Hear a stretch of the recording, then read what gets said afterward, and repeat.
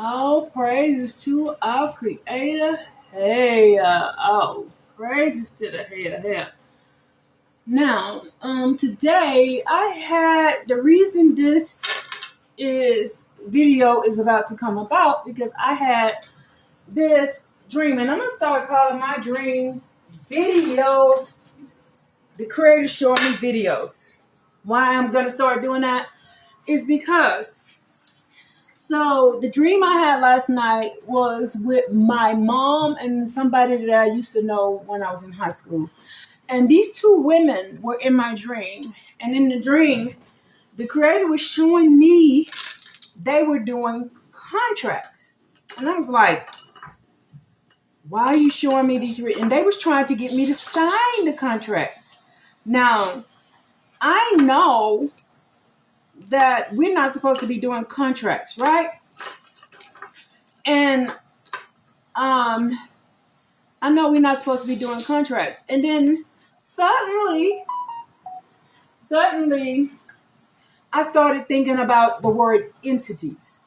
So I was thinking about these ladies because I saw them in the dream, aka I'm gonna start calling them videos. So when you see my videos from now, I'm gonna start calling them videos because to me it looked like a video and I was watching it from a perspective, but I was in it in the video, and they were showing me these contracts and they was trying to get me to sign the contracts. And I'm like, no, I can't sign no contracts because the Creator doesn't allow us to do that. We're not allowed to, girl, if you don't go sit down somewhere. The Creator doesn't allow us to take oaths and contracts with anybody but the Creator, right? We're not supposed to take any oaths, any contracts with anybody but the Creator, our Creator. Hell. And so in this thing, they was trying to get me to sign off on it, and I'm like, no. So I got up and I started praying because to me, that's the spiritual realm that they was trying to set me up so they can have access to my life. So y'all need to understand and understand that this is bigger than this realm we're in. It's also they're going into the spiritual realm. We are having a spiritual war. This war is more than physical, it's a spiritual war as well. So you need to understand and understand that the spiritual realm is real. And if you don't, the fact that religion teaches you not to look away from that. The spiritual realm is real, and what happens in the spiritual realm will happen in this realm. So you got to be able to know how to pray your way out of the things that are in the spiritual realm as well as this realm. And that's the part that you don't learn by being in religion. Religion does not teach you these things. So you got to be careful with doing these things. But I digress. In fact, let me show you a prayer that I do all the time. I fall out of agreement with witchcraft done to me in the spiritual realm. I renounce witchcraft that is done to me in the spiritual realm. I repent for participating unknowingly with these things because in order for them to be able to touch you, you have done something. And so I'm going to teach you today what you are doing. So that's what this is all about. I'm going to teach you what you're doing. You don't realize that you're doing it because they have set the system up. They set the system up so you don't know that you are making contracts. And y'all, words are very powerful. How you use words. So you can see the beginning. This video is called Entity. This video is called Entity. So for some reason, when I woke up, I kept thinking that the contracts that they was trying to get me to sign was with entities. I don't know why my glasses so dirty. Was with entities. So I kept thinking entities. I kept thinking the word entity. So I began to go down the rabbit hole like I always do to see what entities are in the paleo-hebrew and the aramaic, and now we have these classes. So I do know and understand that we are not to take oaths, contracts, or anything with entities. But what other words are entities that we don't know that they are? And they're telling you they've changed it up just a little bit because they've told you in English, and I told you English is a wicked language, right? And it gets you to do stuff without you realizing. So this is how they get you in the spiritual realm. By They get you in the spiritual realm to do doing things by getting you to sign up with this, and you're breaking the creator. Um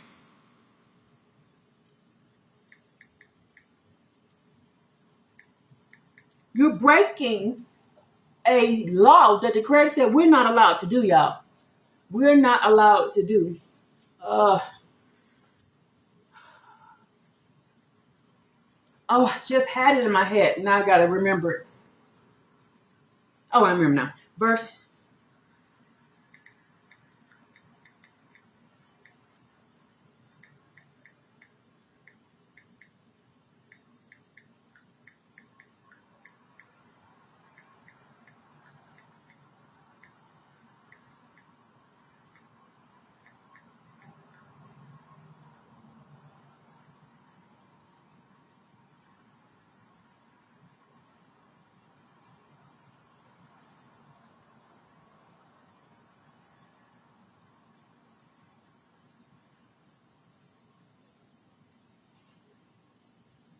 So the creator tells us we're not to take oaths and we're not to take pledges. Um, and we'll be punished for these things. So we're going to go down the rabbit hole. So first, I'm going to show you on the beginning hand. Thank you for the likes. So first, I'm going to show you the beginning hand of how they're tricking us in this realm in order to get us to take oaths in the spiritual realm. So I'm going to show you how they're doing it. Okay? So in your mind, it's just a dream. It is not a dream. The creator is warning you. The creator is sending you warnings of stuff that is being done. And in my dream, what I'm going to call videos from now on that the creator gave me, showed me that they were trying to get me to take oaths. They was trying to get me to sign a contract. Oath, contract, agreement, covenant, same thing. They're all the same word in paleo-hebrew and aramaic. And so this is why they don't want you studying in the aramaic. This is why they don't want you studying in the paleo-hebrew, because this is the way to pull the wool over your eyes, to trick you into doing things. And then you're signing off and doing things in the spiritual realm, and now you having consequences because the creator tells us not to do this. But the creator also says, seek and you shall find. The creator says, ask. Jeremiah 33:3. Ask me, and I will show you things that they have hidden. That's Jeremiah 33:3. I will show you things they have hidden from you. I will show it to you. So they've hidden these things in plain sight by telling you to speak a language other than the paleo-hebrew and the aramaic. And because they're doing that, you're signing up to do things that you never intended to do. But the rules are, if you ask, I will tell you. Call on me and you'll be saved, right? Call on me and you'll be saved. But the problem is, you don't know who to call, you don't know the name, and you don't know what to ask. Because you've never been taught with religion who to call, what to do, who to ask. You don't know. So your life is being put into hand to these entities because you don't know that you're signing up with entities. You see? So do y'all see what I'm trying to show y'all now? See what I'm trying to say to y'all? Now, got my book, got this book right here. So we're gonna be going down the rabbit hole, and let's hit the equator today. Let's go down the rabbit hole and hit the equator. Okay, so that one's kind of low. Let me get a new one.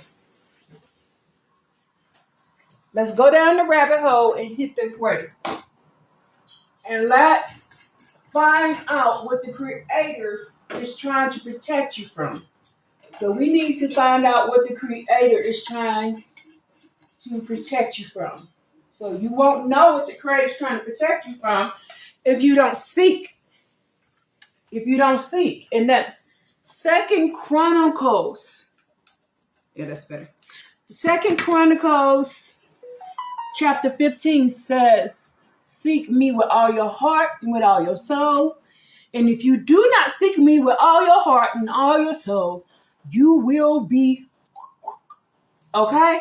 So that's that's your choice. You can choose not to do it and think that somebody's gonna come down on this magical carpet and save you. And we've done classes before to show that it is you who saves you. It is you who saves you. The Creator gives you the information on how to save yourself, from the world. The Creator gives you the information. It is up to you to learn how to do it. I can't do that for you. All I can do is provide you with the information, and then you have to go apply it. I can't apply it for you. I can only give you the information. Then it's up for you it's an individual person to seek the Creator with all their heart and all their soul and all their might. That's individuality. It's not a group thing. I can't do it for you. Nobody else can do it for you. IUC, ABC, 1, 2, 3, this y'all only group can't do it for you. A priest can't do it for you. A pastor can't do it for you. A church can't do it for you. You have to save you. But the Creator gave you a playbook on how to save you. The Creator gave you a playbook on how to save you. And the Creator gave us an opportunity. This is our opportunity now, by showing us that if you go into the paleo-hebrew and you go into the Aramaic and you go and find the idioms. So you're going to go paleo-hebrew, Aramaic, and the idioms. So and what are idioms? Idioms is just a new, the old way of saying slang words. Slang words. And every place has slang words. So, example, let me see what was a good one.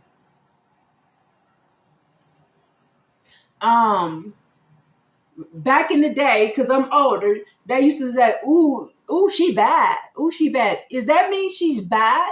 Is that woman bad, or is that woman gorgeous? It means gorgeous. But when you say, ooh, she's bad. Ooh, she's bad. That don't mean she's ugly. That's a slang word that means she's gorgeous.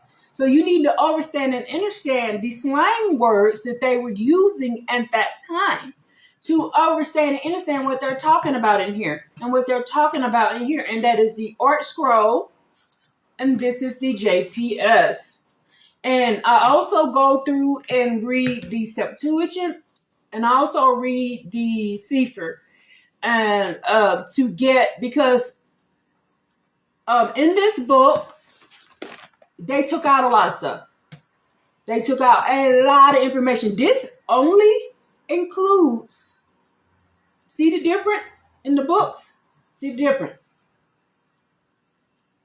This has a New Testament in it, but yet this book has more information in it. And it doesn't have the New Testament in it because the New Testament isn't a writing of the Hebrews. The New Testament is a Greek writing. There is no, and the Creator says in the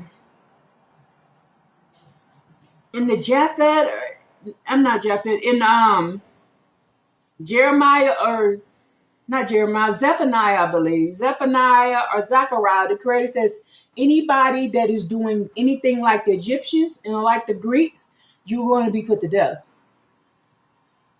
You're going to be put to death. Okay? So if you're doing anything like the Egyptians, and if you're doing anything like the Greeks, and I did a class last week showing you that the Egyptians and the other nations gave you this book. This is not our book. This was given to us by the Egyptians. They took the book, this book right here, and turned it into this book and made religion. This is not a religion. There's no such thing. The Creator never gave us a religion. The Creator never gave us all this stuff. The Creator never gave us holidays, temples, none of those things. Sacrificing, none of those things. So now that I got that out the way, let's get on with, let's define entity.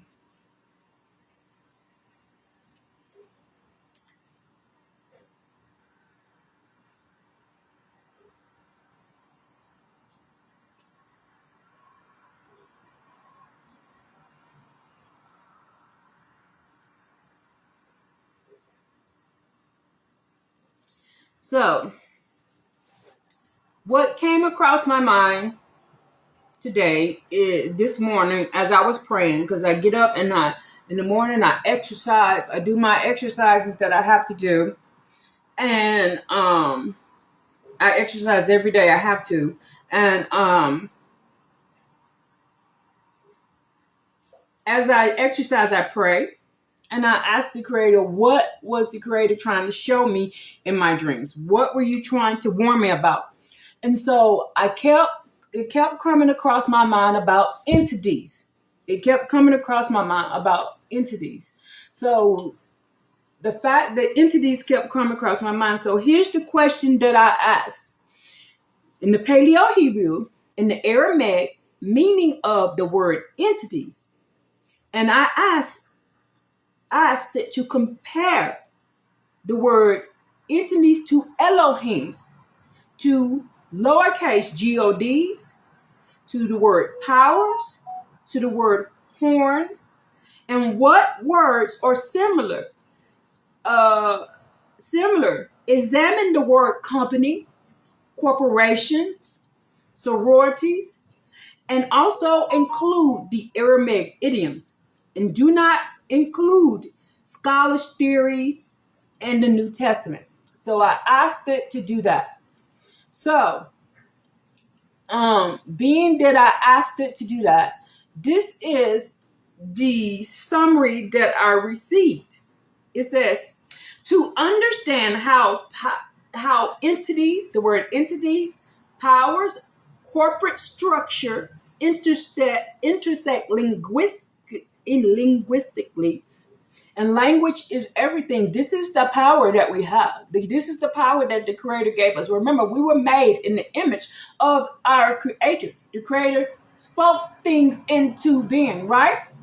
So because the Creator spoke things into being, we can speak things into being, and we can cause the transformation of our world just by speaking. Okay? Because that's how the Creator we're made in the image of our Creator, right? So now, the legalistic framework for these things is we must analyze the concrete pictograph origins of Paleo-Hebrew, the legalistic framework of Aramaic, and the historical concept of an abstract legal and spiritual bodies. So we have to understand and understand. I pray that this is not going over your head.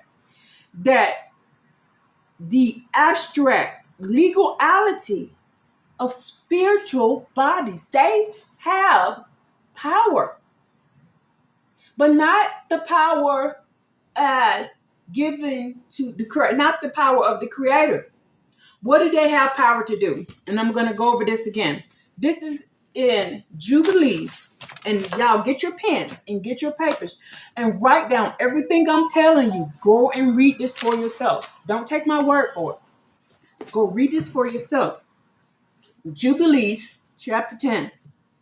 So what do these spiritual bodies have legal right to do. The Creator gave them legal right to do. So this is Jubilees chapter 10. We're going to start at verse 5. And this is Noah speaking. You know who Noah is, so we don't have to go down the road. Noah is the one who survived the flood with his children. Okay, let's go. And you know how your watchers, now Noah is speaking to the Creator because the watchers, who are watchers? Anybody know who watchers are? Watchers are the angels. Watchers, angels, same people. Watchers and angels, same people.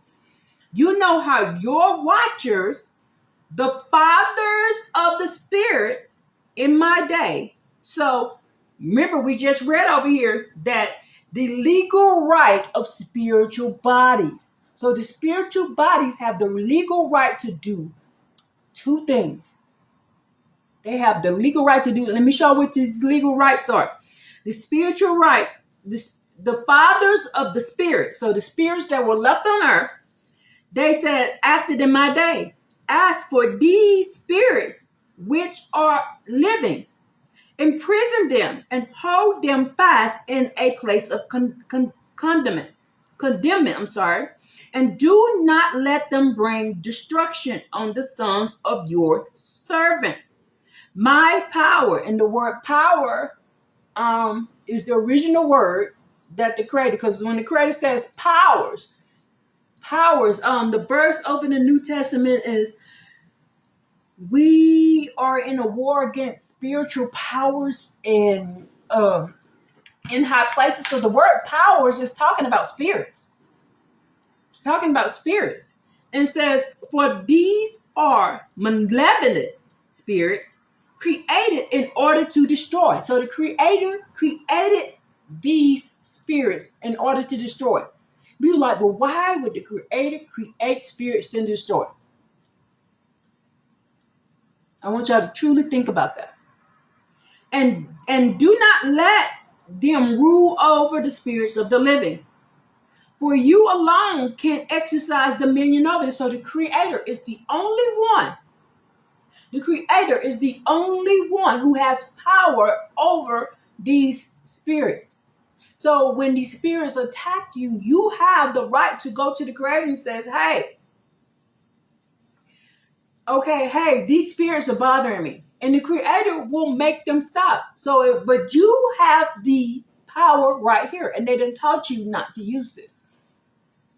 The word shofar in paleo-hebrew means mouth.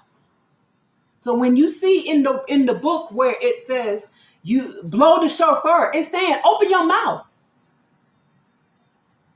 They got you thinking it's a horn, blowing a horn. No, open your mouth. The word shofar in the paleo-hebrew in the Aramaic means mouth. So when they tell you to blow the shofar, that's telling you to open your mouth. If you open your mouth and eyes, you can be saved. But the thing is that they done taught us not to do it. Told you to question the Creator, don't ask. But like I said, the last class I did, it was about the Creator do want you to ask questions. The Creator wants you to come to the Creator and have a personal relationship with the Creator. The Creator says, I want you to cleave to me. That's Deuteronomy 13. Cleave to me. Cleaving. Cleaving means there's nothing in between. So that's why there can't be a son that helps you or nothing. The Creator says, I want you to cleave. In paleo-hebrew, that means glued to. So how can you be glued to the Creator if there's something in between it? If there's this in between it, how can you be glued to the Creator? You can't. You're supposed to have a personal relationship with the Creator. That's Deuteronomy 13. So write that down. Go research it for yourself. Now, the legal right that these deities have is to do what? Verse 6. And do not let them exercise dominion over the righteous people, it says. And do not let them have power over the sons of righteousness. No, so here is the thing. Righteous. You need to understand and understand what righteous is. If you don't know what being righteous is, then they got you. They got you. And the only way you can know what righteous is, you got to get in here and read the book. I can teach you all day long. I can tell you all day long, but it's up to you to do this for yourself.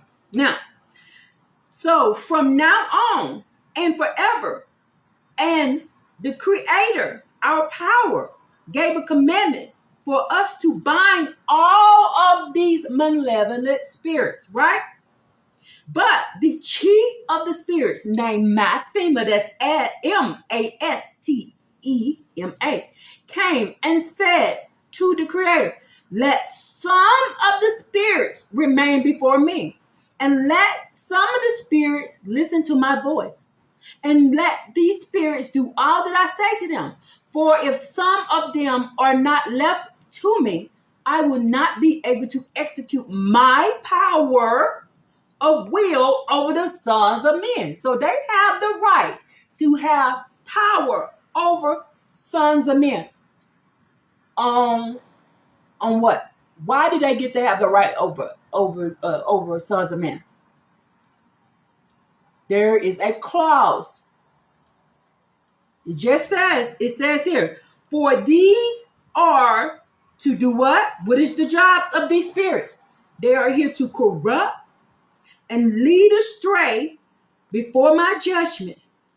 For great is the wickedness of the son of men. So anybody who is doing wicked deeds, they are allowed to lead them away. This spirit named Mastema, aka which is JC, aka which is Baal, aka which is all these other names, Ra.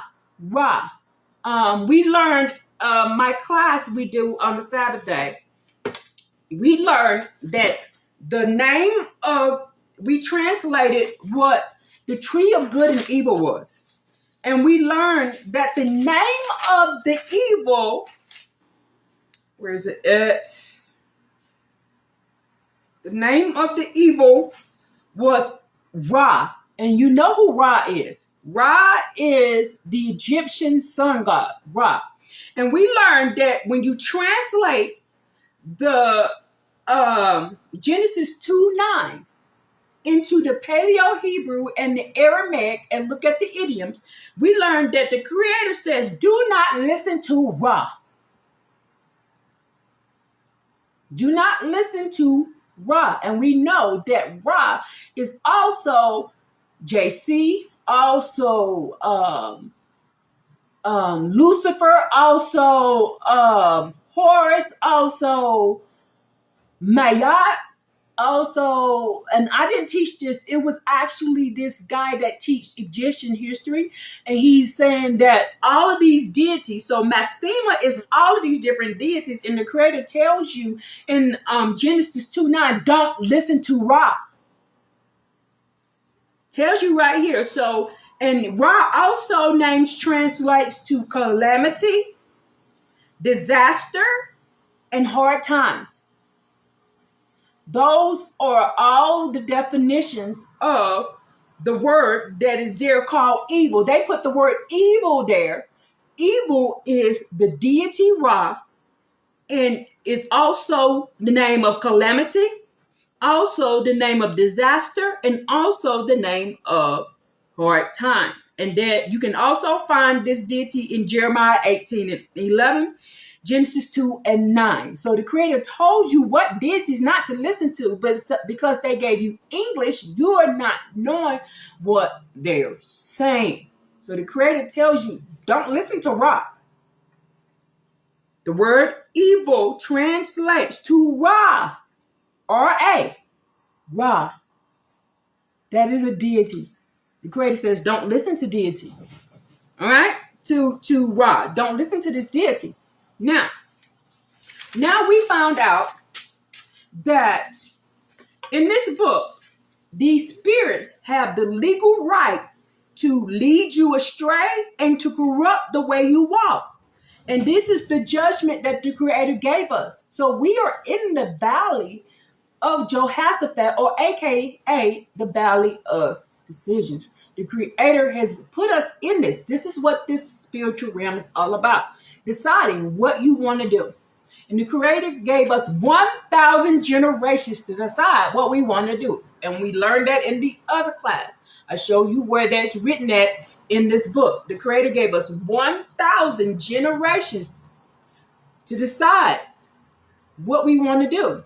And the Creator also puts that in Deuteronomy 30. The Creator says, I lay before you the book of evil. I lay before you the book of good. And the book of evil brings what? Curses. And the book of the book of good brings Baruchings, brings peace. And the Creator also says over in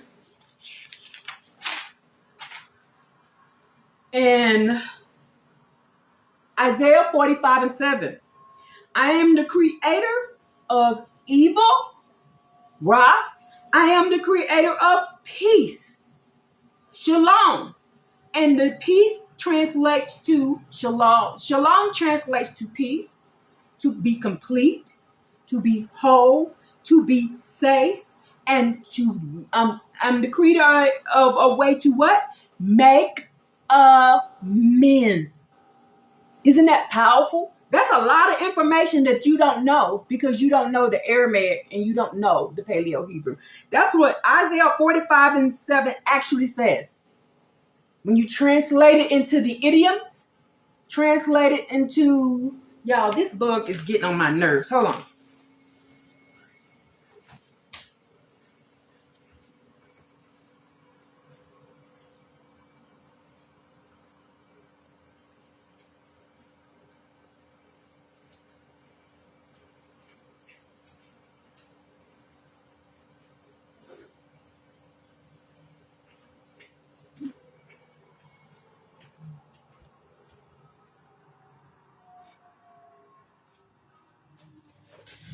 Okay, so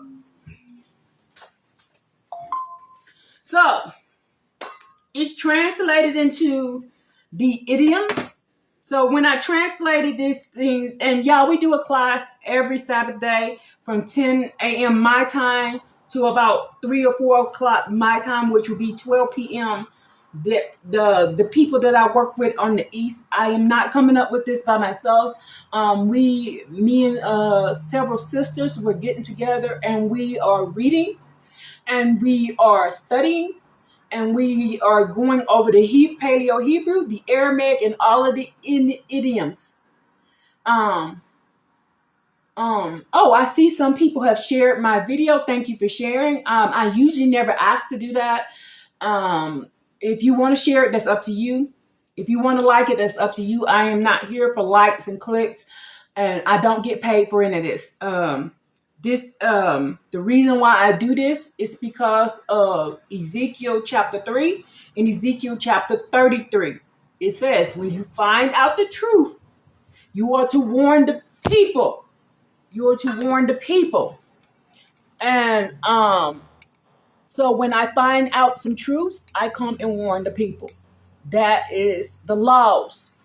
That's what it says in the book of Ezekiel. So when I find out some things, I come tell you.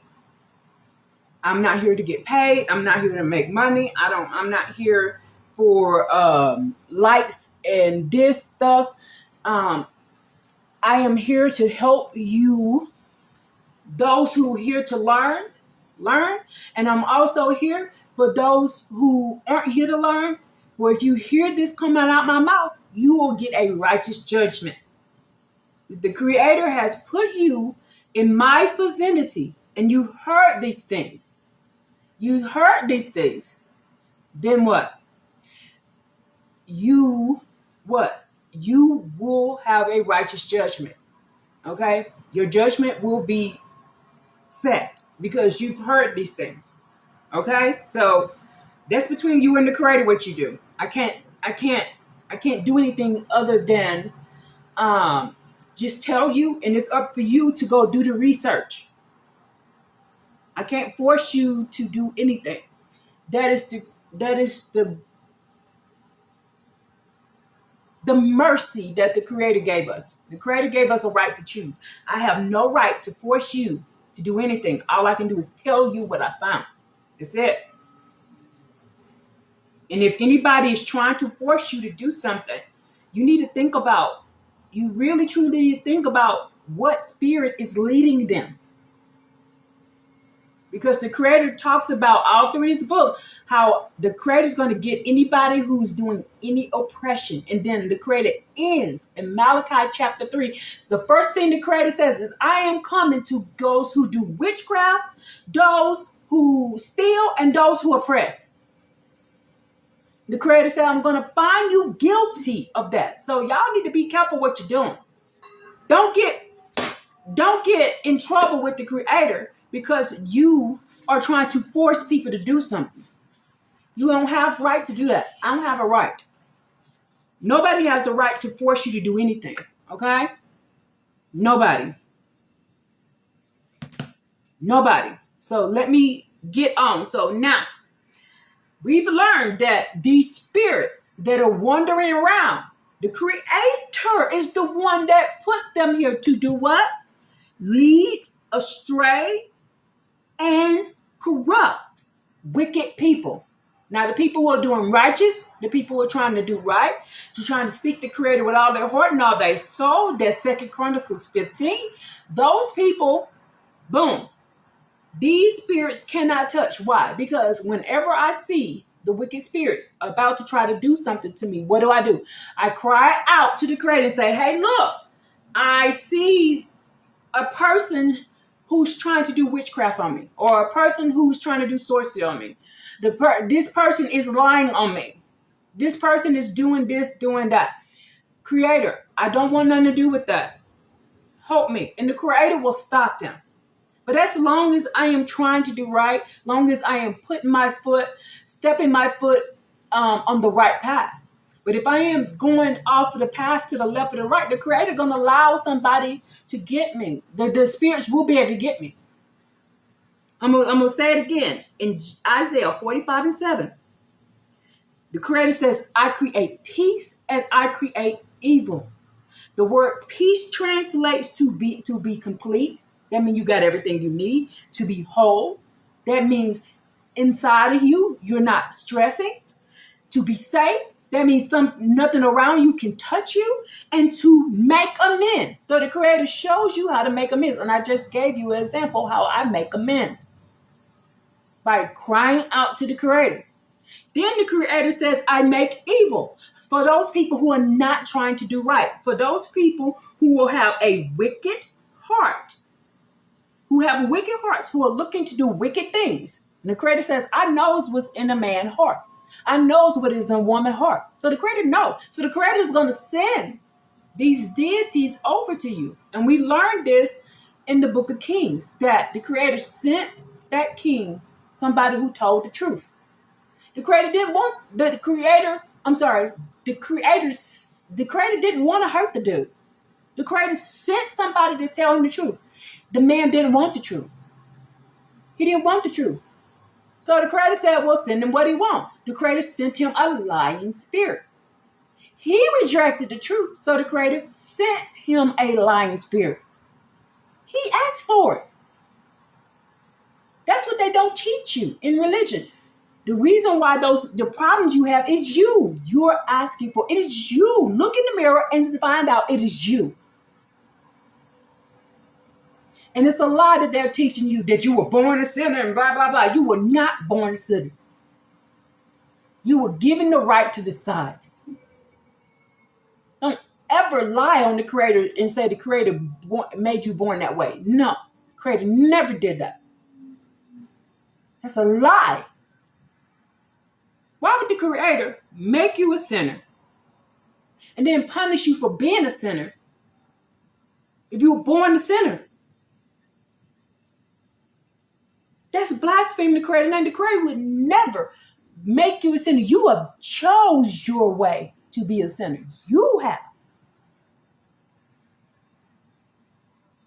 You went and seeked out the things that will help you sin. This is why these spirits were left here. You used to say, I asked for something I couldn't manage. and the creator delivered you from it. Oh, hallelujah, user 998. Hallelujah. Okay, so thank the creator for delivering you out of something that you shouldn't have been in, because that probably wasn't sent to you by the creator. That was sent to you by these spirits. These spirits have the right to corrupt you and lead you astray. Okay? They have this right. That is their legal right. And you said, no, I asked for it. And did you unask for it? If you unasked for it, the creator will take it away.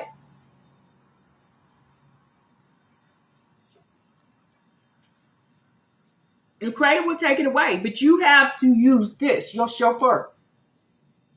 So let's get back on this. So I had to break that part down so you can know what I'm reading right here. Because okay, hallelujah, hallelujah, hallelujah, user 998. Now, so now that I broke that down to you, now you'll know what I'm talking about when I read this to you. So if I don't break this portion down to you, it's not going to make any sense. You're going to be like, why is she saying this? Okay? So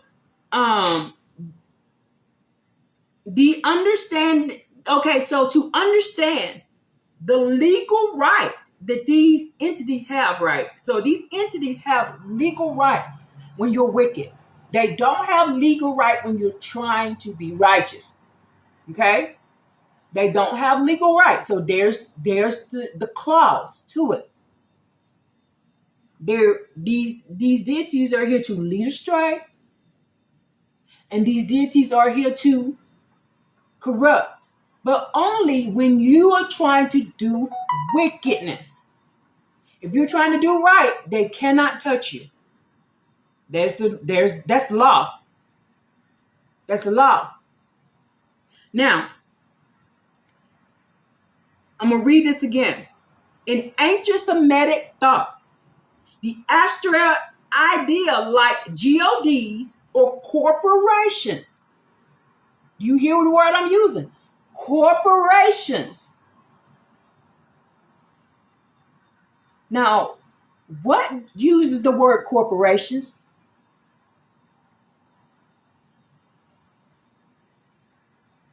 What uses the word corporations? Thank you, businesses. Well, corporations does not mean what you think it means. The corporations actually mean GODs. The word translates to GODs. Ooh, did we know that? Now I'm showing y'all how they're tricking us. How they're getting us to sign up to do things in the spiritual realm that brings calamity onto us. I'm going to show y'all how to walk away from these things.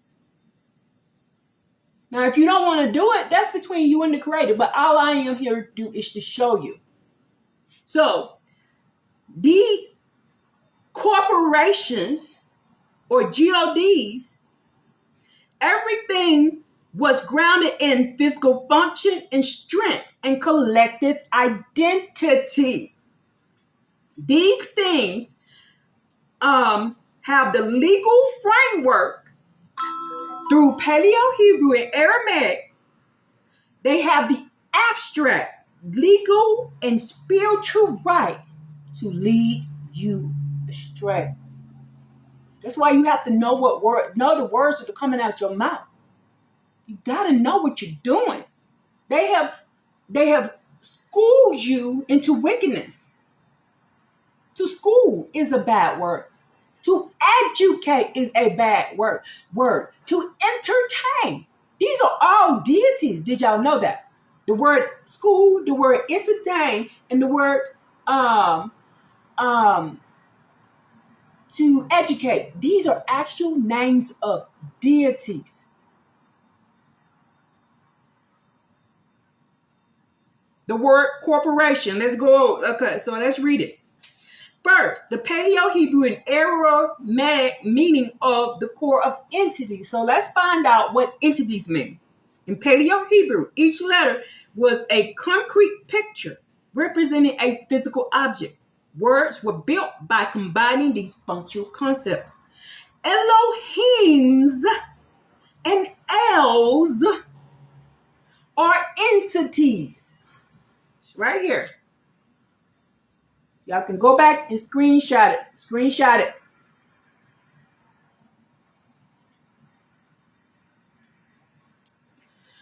Elohims, which is plural, and Els, these are not the creator. These are deities. These are spirits. Paleo-Hebrew pictograph is a bull's head, meaning strong, first leader ox. Lamed is a shepherd. These are shepherds, but are they good shepherds or bad shepherds? Because the creator said, I created peace and I created evil. Why? For judgment. For judgment. So, the meaning for these things is to guide. They have the authority to do what? Guide. They have the authority to do what? Control. They have the authority to do what? Bind. And they have the authority to do what? Authority to have authority over you. The concept combined, El means the strong guy, the first authority. The suffix him, water, chose, plural. So water, chose, or chaos. They have the authority to bring chaos.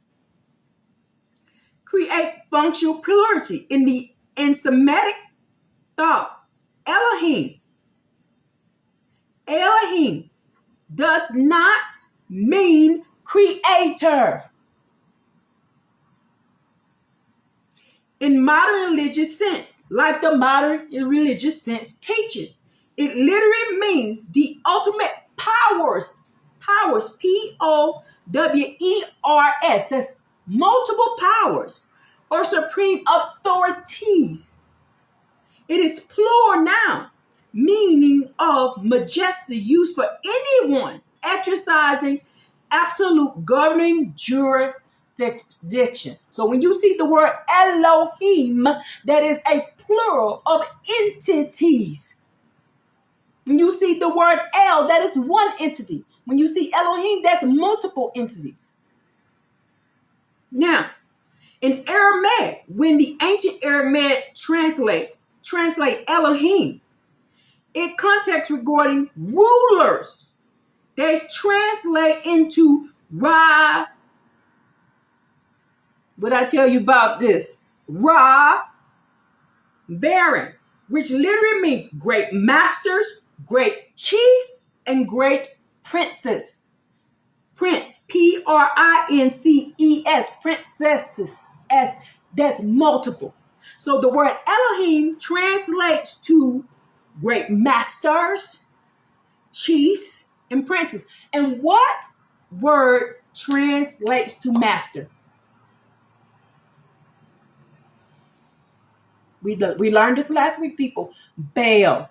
B-A-L-L translates to the word master. And the Creator said over in Jeremiah that Baal, the people have been listening to Baal, and they have taught the people how to worship Baal and not me.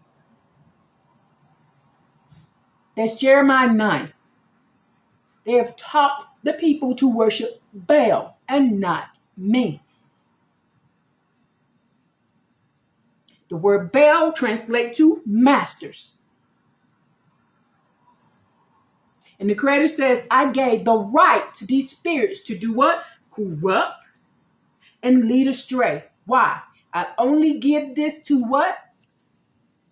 Lead astray to who? The wicked of the Son of Men. So they have legal right to lead you astray. I am here to help you get back on the path. I'm here to help you understand and understand what the book says. And then after that, you have the right to make a decision after that. You have the right after that to make a decision on what you want to do. I can't force that on you. I have no right to do that to you. All I can do is tell you what I found. Okay? Now, we learn now that when you see the word Baal, it also means master. It also means husband. Women, the word Baal means husband. And the Creator says in Jeremiah chapter 28, I'm going to stop Baal and all of Baal's work. The Creator says, I'm going to stop all of husbandry and all of the husbandry work. That's what it says in Jeremiah chapter 28 in the Septuagint. It says, I'm going to stop all husbandry and the husbandry work. That's Baal. The word translates to Baal. Now, the Creator says this. The word deities and the word gods, G-O-D-S, means the same thing as well. So the concept that lesser gods or foreign entities were viewed functionally as mighty ones. As mighty ones. Write this stuff down, people. Write this stuff down and go back and search it yourself. Or forces that bind human behavior. I'm going to read this again, and I will put it right here so you can screenshot it.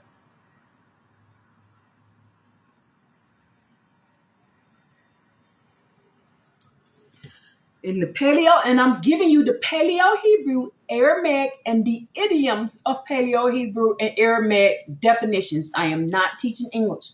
I do not teach English. I teach Aramaic and paleo-hebrew. I have never, ever taught English, ever. I am translating the book into the original language. Okay? So, when the Creator is saying the word G-O-D, you have worshiped G-O-Ds, or you have worshiped deities. These are the same. This is the same word.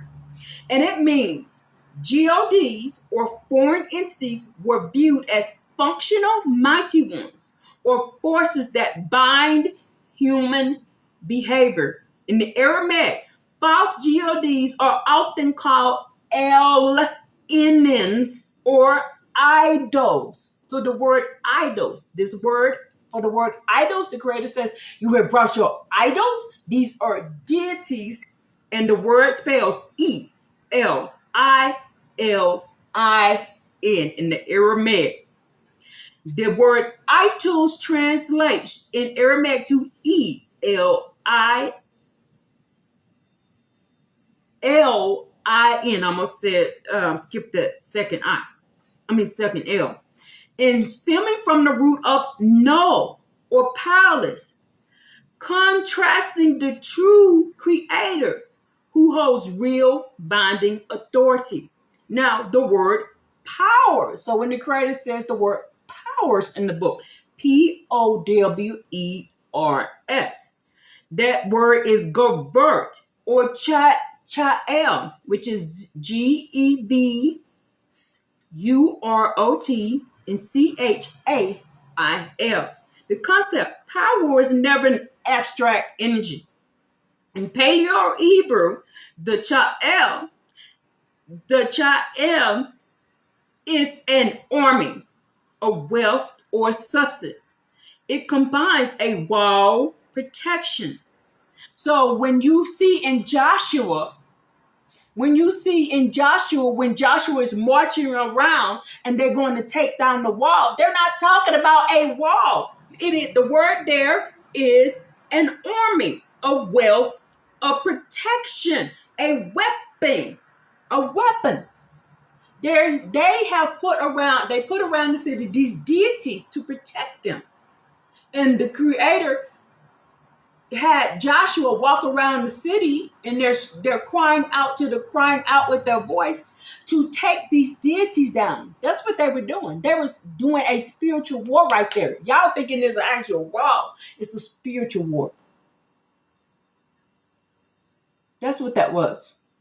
So it combines a wall protection, a weapon cutting, and defending.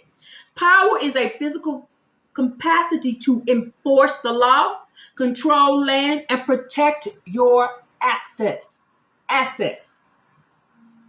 going to say it again. When the Creator says power, it's a physical capacity to enforce law, control the land, and protect an asset.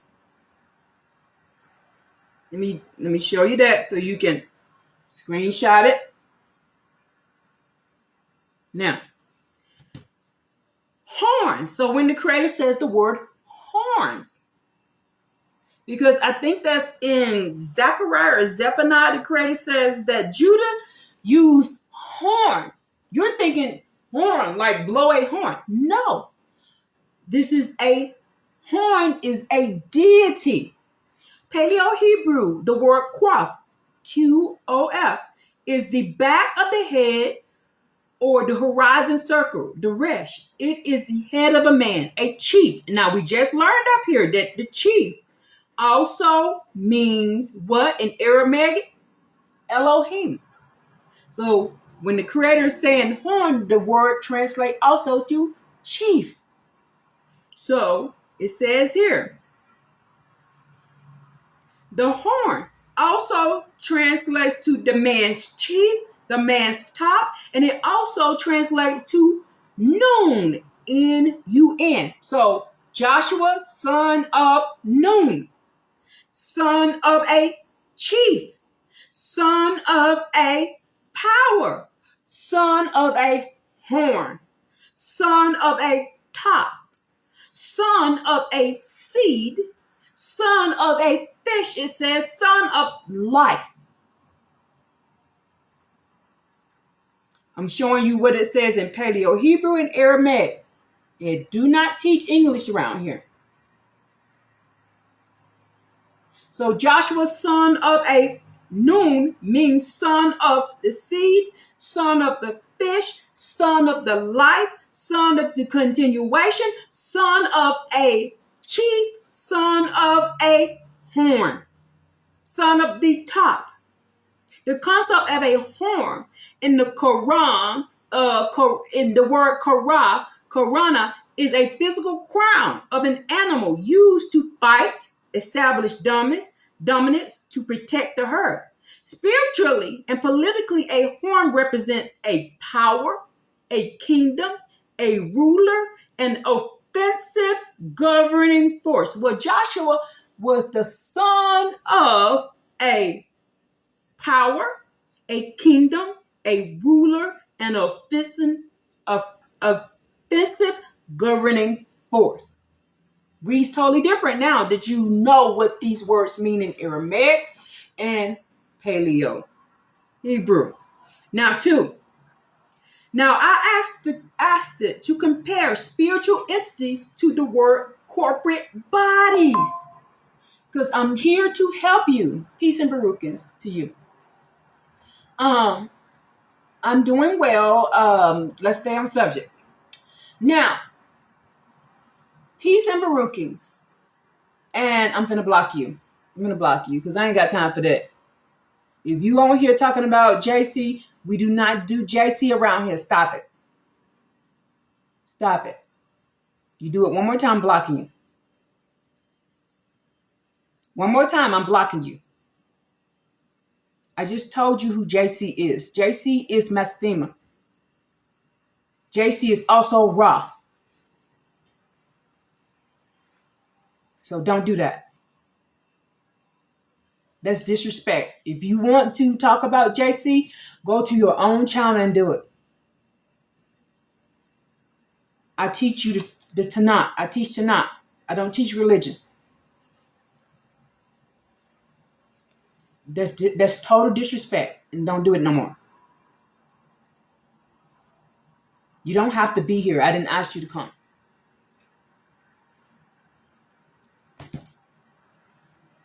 Now, comparing spiritual entities to corporate boundaries. So, in the corporation, remember we just learned up here that the word corporation also means the word what? G-O-Ds. So they got you signing up in a corporation. They got you signing up in a corporation.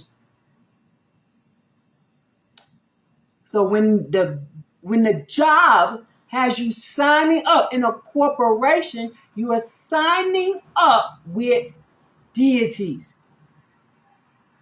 In paleo-hebrew and aramaic, the word corporation and the word gods mean the same thing. And we just learned that gods mean L's. L's mean powers and authorities. L's mean masters, chiefs, and princes. And we also learned that the word master means what? Baal. So they have signed you up in a corporation to do what? Worship Baal.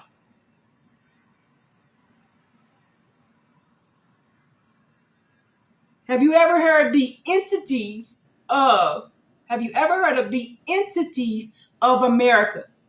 You're gonna become part of the entity of America, or you're gonna become part of the entities of Africa. You're gonna become part of the entities of this religion. You're gonna be part of the entities of this sorority. You're gonna become part of the entity of this group.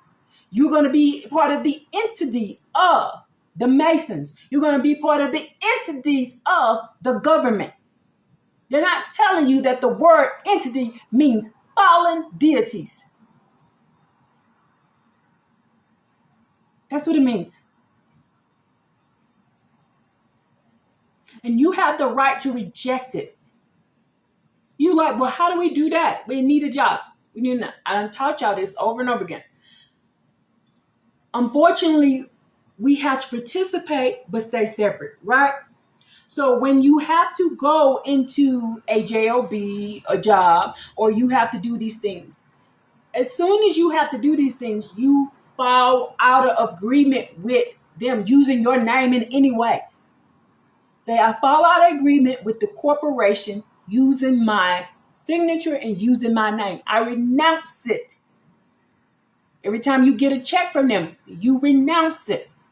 You renounce them being able to use your image, use your name, use your voice, use your signature in anything.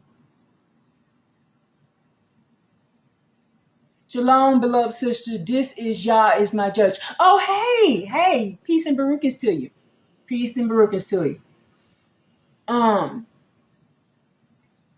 So did they take away your channel? Denzel, Rashi, did they take away your channel, or you just have 2 channels?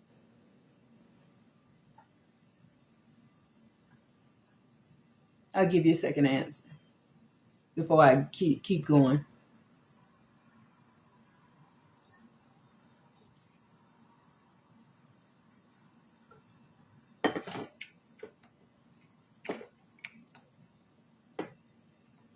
So I can know to subscribe to to your channel. Oh, okay, got you. Let me write that down so I can go and subscribe to you. I'm gonna write it down and I'll do it after I do this. So I can go subscribe to your thing, okay?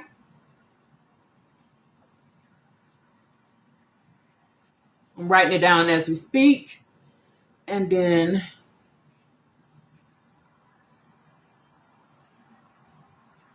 because by the end of this, I might not remember. So I'm writing it down right now.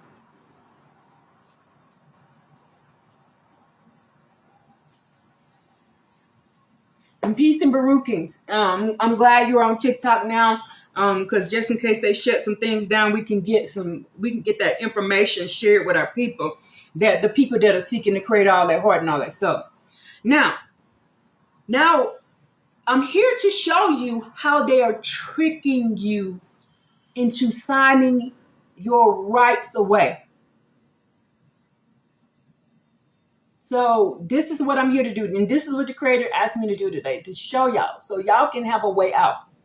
So the creator wants you to be saved. The creator wants you, but you have to choose it. So the creators want you to see that they have taken these words over here and not told you what they truly mean. So the deception is that you don't know that the word corporation means entities, that job means the word J-O-B, I got to have a J-O-B. That means to be oppressed. That means to be treated wrongly. That's what it means. It means. So they teach you to go sign up with a job and sign up with corporations. You're not telling you that these are entities and these are deities.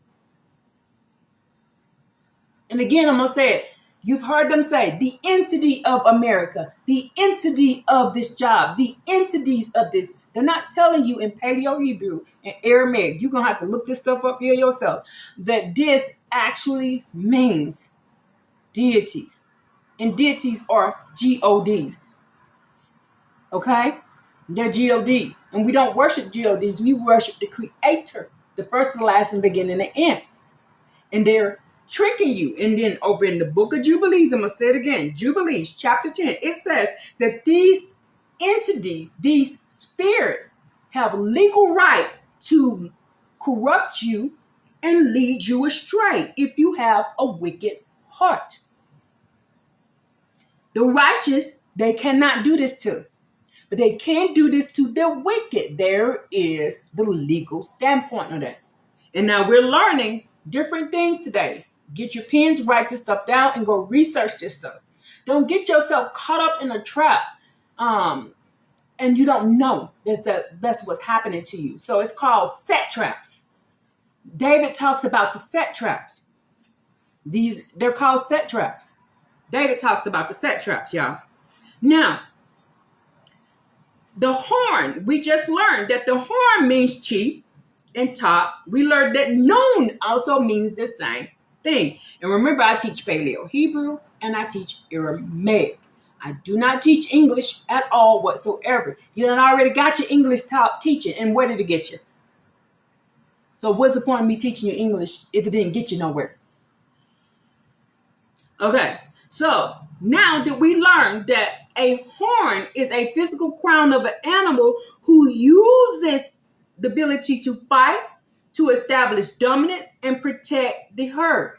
So in the book of, I think it's Zephaniah or Zechariah, where Judah has chosen a horn that is not of the creator hair. So I'm going to give you these words again. The word horns means deities. The word powers means deities. The word God or Elims means deities. The word Elohim means deities. El means one deity. Elohim means multiple deities. The word corporations means deities. You're like, why are you teaching this test? We'll get to it. Now, I asked it to compare spiritual entities to corporate bodies. So spiritual entities to corporate bodies. Corporations means entities. Ancient legal structure mirror spiritual ones. I'm going to say it again. Ancient legal structures mirrors spiritual ones. So whatever happens in the spiritual realm will happen into this realm. So you have to be able to fight the spiritual realm in order to protect yourself in this realm. If you don't know what the legal rights that the spiritual realm have, you cannot protect yourself in this realm. You can't. And then you're wondering why you're having calamity, why you're having all these problems. because you don't know how to spiritually fight back. They didn't teach you this in religion. They just said, sit back and wait, and somebody else is going to do it for you. No, you have to do it. You personally. And then you need to teach your children, and you need to teach whoever you can teach.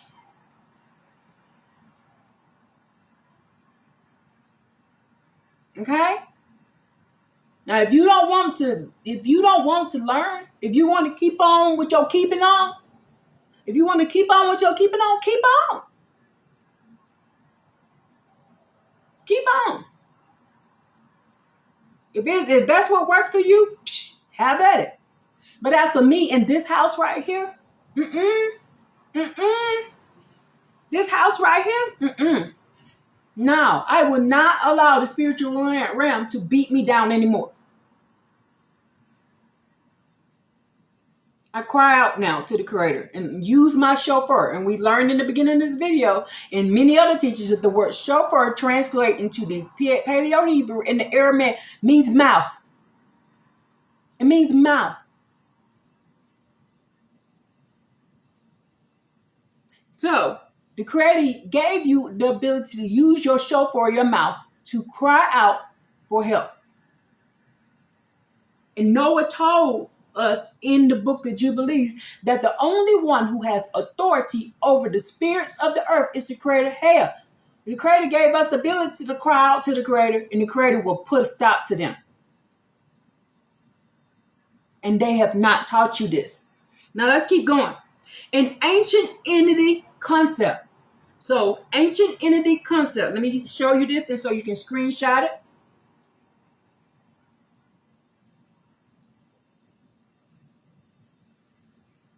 So ancient entity concept versus modern corporate equivalent. Function, meaning, connection. So in Elohim and the divine council, I know y'all have heard of the divine council. You can find the divine council in Isaiah chapter 14, and you can find the divine council in Psalms chapter 82. Psalms chapter, and you can find divine counsel also in the book of Enoch. But I am sticking with this because most people don't believe that Enoch and all these books are our books. So you can find them talked about in Isaiah and the book of Psalms. So the divine counsel of the Elohim is where Adam and Eve was.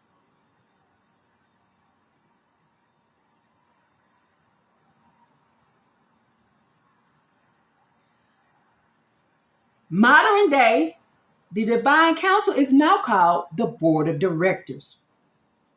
Same thing. Divine council is now called the board of directors. And it means a plural, the connection, meaning a plurality of powers acting as a singular governing body. They make decrees that dictate the laws of their domain. Keyword is their domain, not the domain of the Creator. Of their domain. And you're signing up with their domain. Keep going. Elohim, divine council, board of directors, same thing. Corporation translates from the word Latin to mean corpus, corpus. It translates to what? Gov. G-U-V, or gov, or government, gov.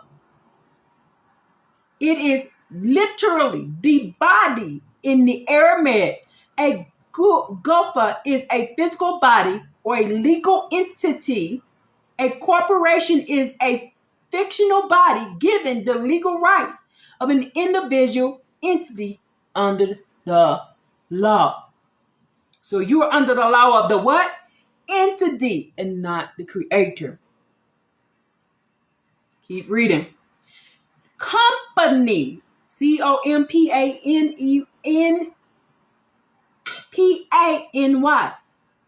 Or panas, or bread.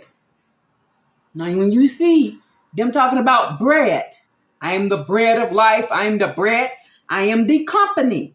Or chabar is Chabura. When they're teaching about chabar, it is a fellowship bounding together. In the paleo-hebrew, a chabar is a companion or something tied and joined together via the chet, a fence, to bind, a glyph. A company is an individuals bound to one contract. You're like, why are you saying this, Tessa, y'all? Because I'm going to show y'all something. Binding to a contract. Isaiah 57, the Creator says, you went and took a covenant with somebody else and not me.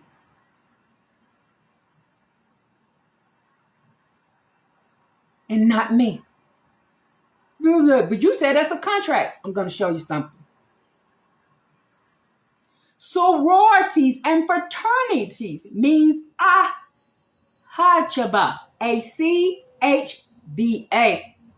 The brotherhood and sisterhood stem from ak, meaning brother side.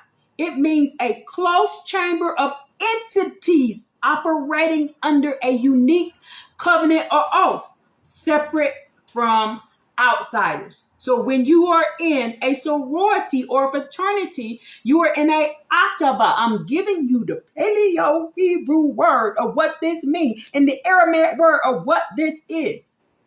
You just read up, I told you corporation means gov, G-U-V. What word starts with gov? Government.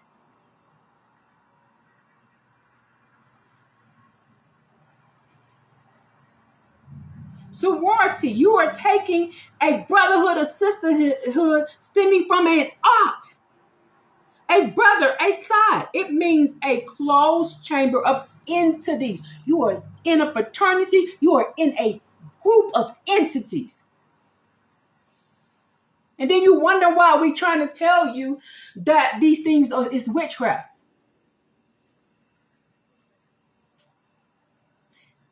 Malachi 3, the Creator says, if you are being found committing sorcery,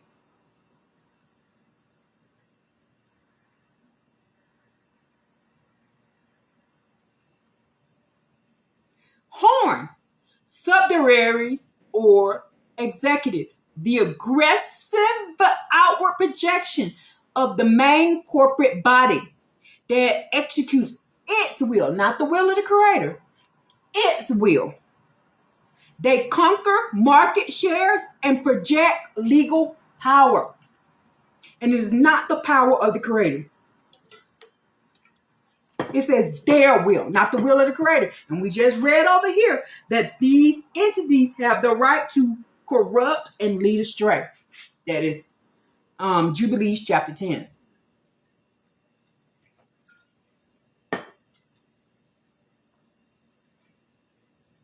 Okay, so ancient Aramaic idioms of power and authority.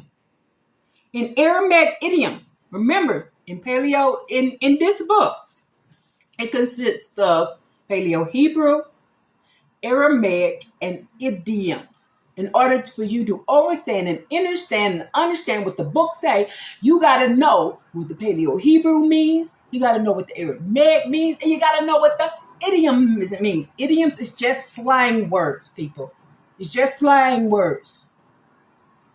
Okay? The ancient Aramaic idioms of power and authority. Aramaic idioms often use physical body parts or natural items to describe legal, political, or supernatural operations. I'm going to say this again.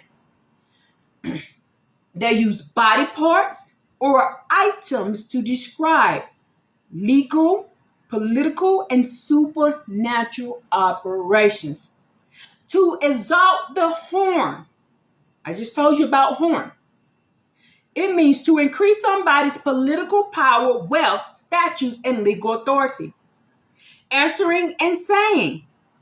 The word, when you see answering and saying, It is a legal or official idiom used when the authority figure issues an undeniable binding decree and public proclamation. The word sons of God, Bar Elohim or B'nai Elohim. It means ancient Aramaic idiom used to describe what? Majestic, brilliant, supernatural entity. So when you see sons of God, excuse me. When you see the word Elohim or B'nai Elohim, you are not talking about the Creator.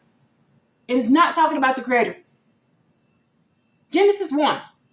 And Elohim, that is these sons of Elohim. In the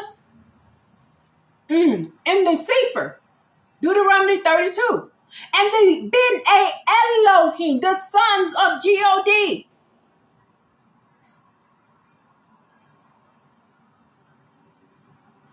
In the ancient Aramaic idiom, this describes majestic, brilliant, and supernatural entities, often a royal messenger or an angel, rather than a biological offspring. Master of tongues. Master of tongues translates to Baal Lashan. Someone who wields immense linguistic power. A master manipulator or of corporate and spiritual law. They manipulate spiritual law. The word cutting a covenant means setting up a legal binding corporation, treaty, spiritual agreement by establishing penalties for the breach. Excuse me. Now let me show you this so you can screenshot these things. In fact, I'm going to screenshot it myself.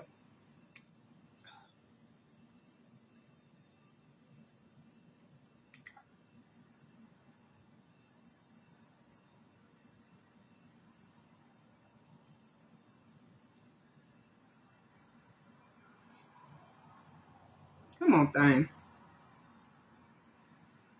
There you go.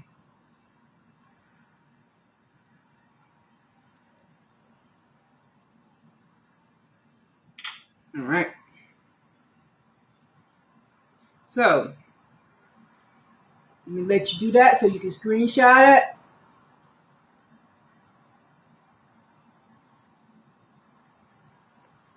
Move it up some so you can get all of it.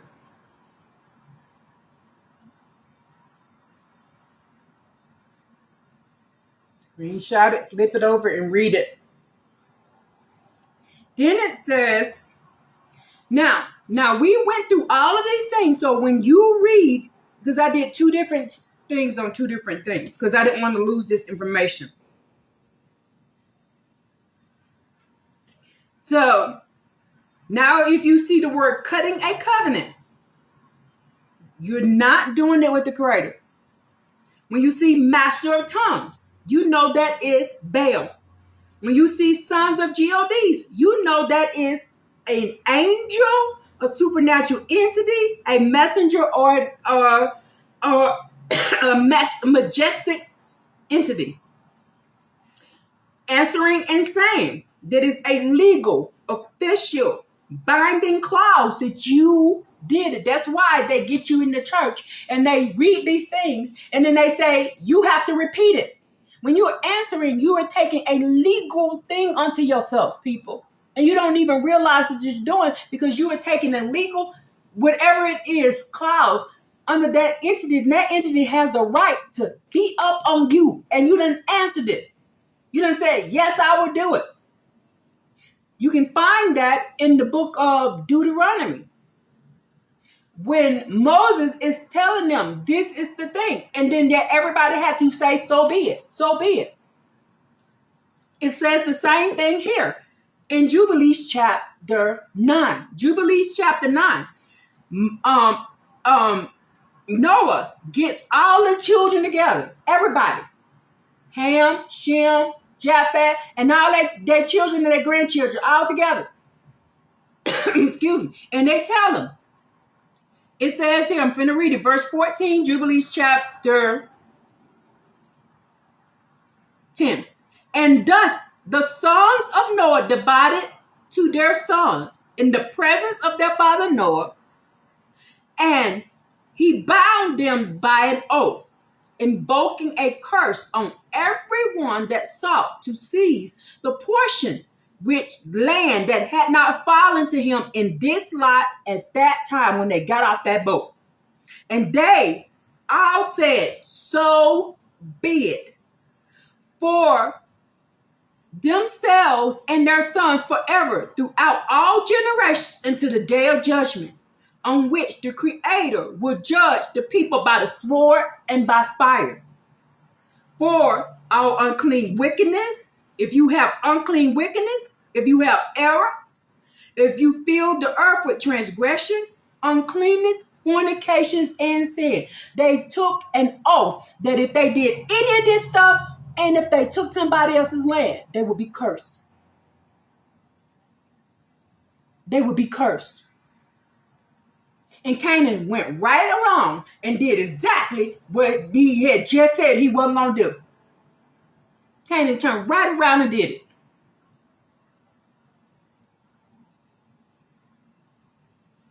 So, now that we have established that there are some things that you cannot break. That's why it keeps telling you over in Ezekiel. It tells you over in Isaiah to go back to your land. It says it in Isaiah, and I ain't talking about land that's conquered. I'm talking about the land from your ancestors from Noah's time. If you are not on the land you're supposed to be on, that's your ass. And there ain't nothing we can do to help you. On judgment, when the credit says, when I come on the day of judgment, when I judge them with the sword and with fire, and you ain't where you supposed to be, it ain't nothing we can do to help you. So you better find out who your ancestors is, where they came from, and get your ass back there. I know where my ancestors came from. That's why I came to where I belong.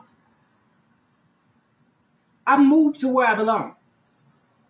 And the Creator helped me do it. Because I wanted to know where I belong. I came to where I belong. Because I don't want to be found in somebody else's place. And then the Creator said, you don't belong here. And then I lose my life. Because I didn't even ask. If you don't belong somewhere, you better find out. The Creator will show you. The Creator will answer you. Jeremiah 33:3 says, call on me and I will show you things. Hidden things that you do not know.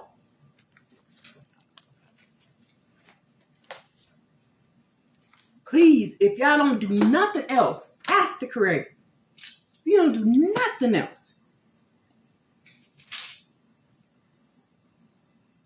ask the Creator where you supposed to be at and what you supposed to be doing. I don't give a damn what Uncle said this as. What did the Creator say? Because it is your life that's going to be taken if you're not where you're supposed to be at and if you're not doing what you're supposed to be doing. It says, call on me and I will answer you and I will tell you wondrous things, secrets you have not known. It's JPS. So there's some secret stuff you don't know. You need to ask the Creator and the Creator would fix it for you.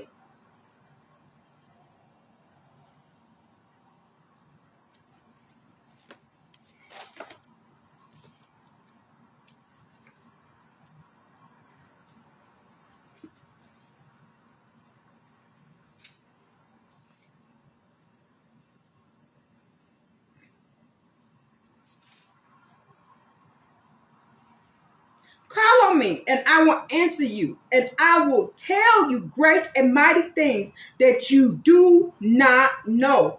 For the Creator, the power is concerning the houses of this city and concerning the palaces of the kings of Judah, which are being shattered by the ramps and the sword, because they are coming to fight with the Chaldeans. Creator said, ask me and I will tell you. Because there's sword coming and there's a fight coming. I didn't write it. It's written right there. Pink, in the pink. I ain't write this.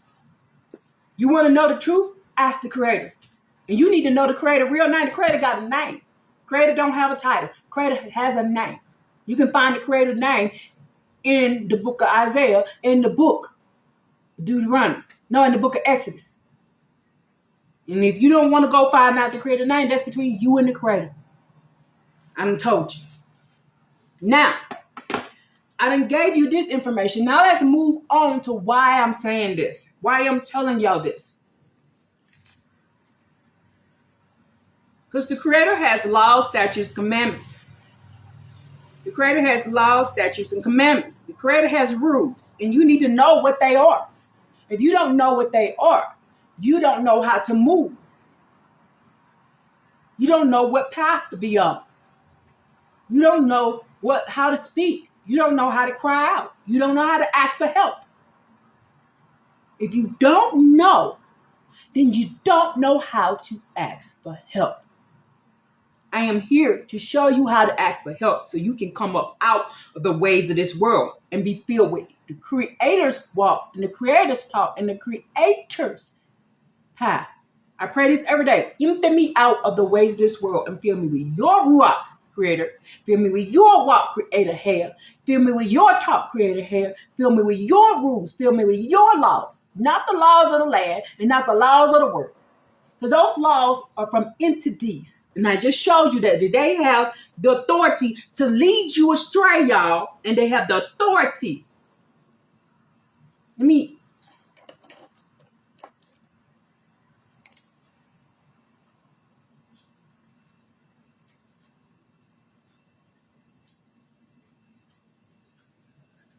show it to you. You can screenshot it.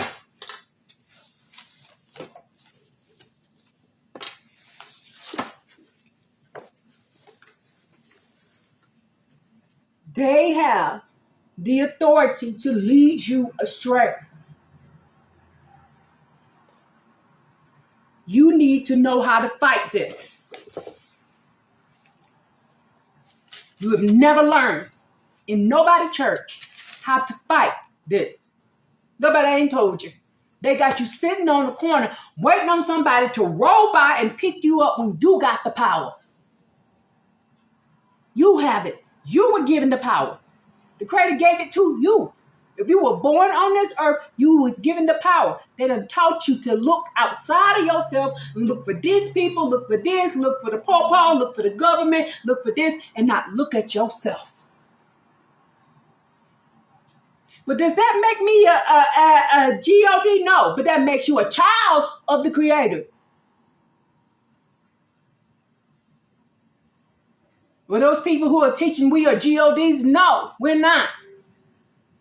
Unless you was born of a God, because there are some people on earth who were born of these things.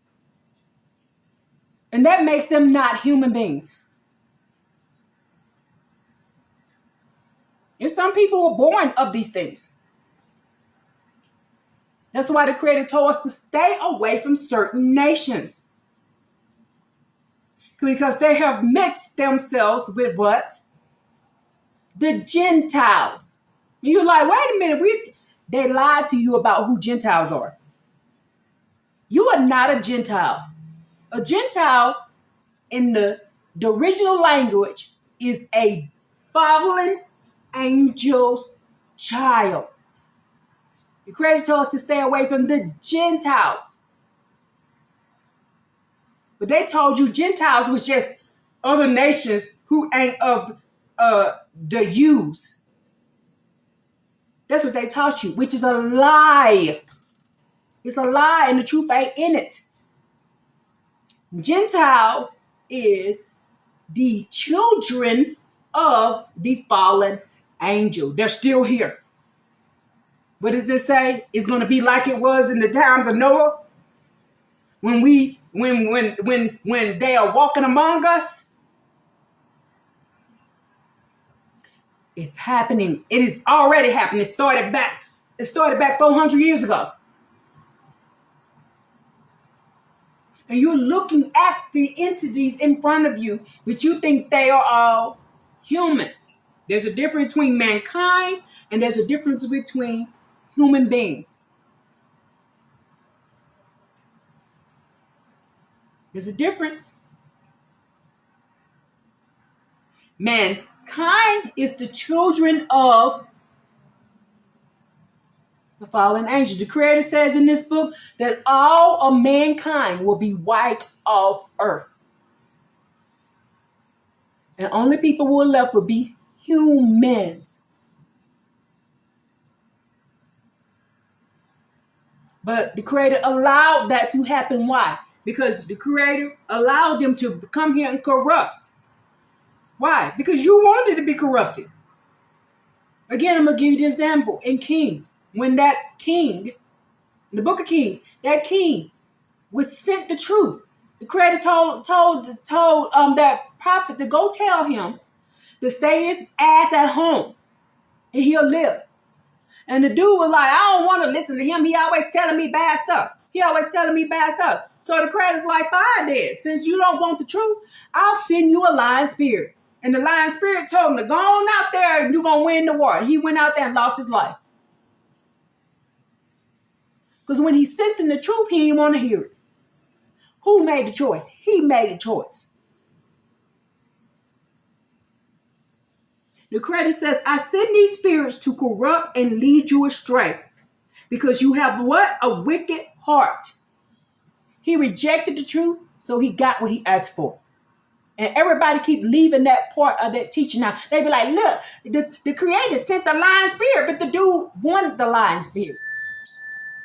The dude wanted the lion spirit. The Creator tried to help him. Told him to stay his ass at home. So y'all could live. He didn't want to hear it. I want to go to war anyway. Send me somebody to tell me I'm going to win the war. All right. The Creator said, for fine, since he won't take the truth, and I sent somebody with the truth, send a lion spirit. Tell him he's going to win the war and he's going to lose his life. And that's exactly what happened to him. And he asked for it. You going to be mad at the Creator for giving you what you asked for? I don't see that as wicked to me. Because the Creator, I'm going to say it again, the Creator sent him somebody to told him the truth. And he didn't want it. The Creator is only going to protect you for so long. And then the Creator going to take, my grandma used to say, the Creator would take his hands off you and let the world deal with you. And that's exactly what happened to him. The Creator got tired of protecting him from himself. You do realize the Creator protects us from ourselves, right? Then after a while, the Creator gets tired of protecting us from ourselves and then let the world handle us. So either you're going to cry out in the middle of the world, putting their foot 10 feet up in your ass, or you're going to keep on till you die. Who made the choice? You did. The Creator didn't do nothing to you. You did it to yourself. Now, I'm trying to show you that these deities are hiding in plain sight, using legalistic words to get you to do things that will cost you your life, cost you your soul. Now,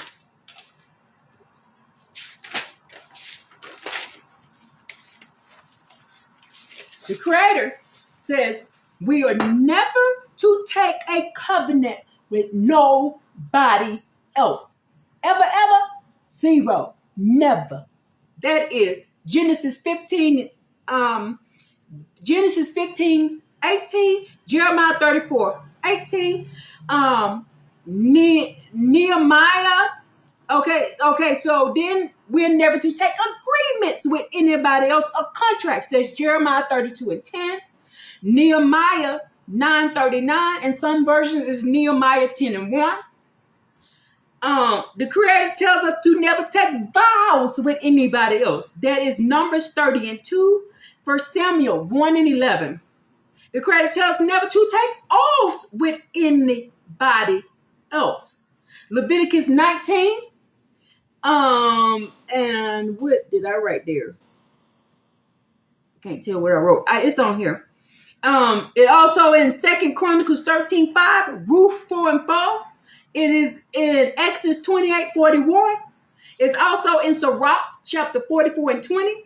Sirach chapter 18, 22 and 23. First Maccabees 1 and 11. Tobit 7 and 14. Judith 13 and 16. We ain't supposed to take oaths, vows, contracts, agreements, and covenants with nobody else. And I just showed you how they are tricking you to take will and covenants and laws with corporations, with entities, with horns, with Baal, by not telling you what the word truly means in Aramaic and paleo-hebrew. And then they use slang words, aka idioms, to trick you too. But the Creator says they have legal right to do this. They have legal right. These spirits have legal right to corrupt you and lead you astray. If you ain't looking for the truth, they got the right to do it to you. The Creator says, let's go to 2 Chronicles. So y'all won't be thinking that this is unfair. Well, they got the right. You the one ain't looking for it. It's you. Let's go to 2 Chronicles 15.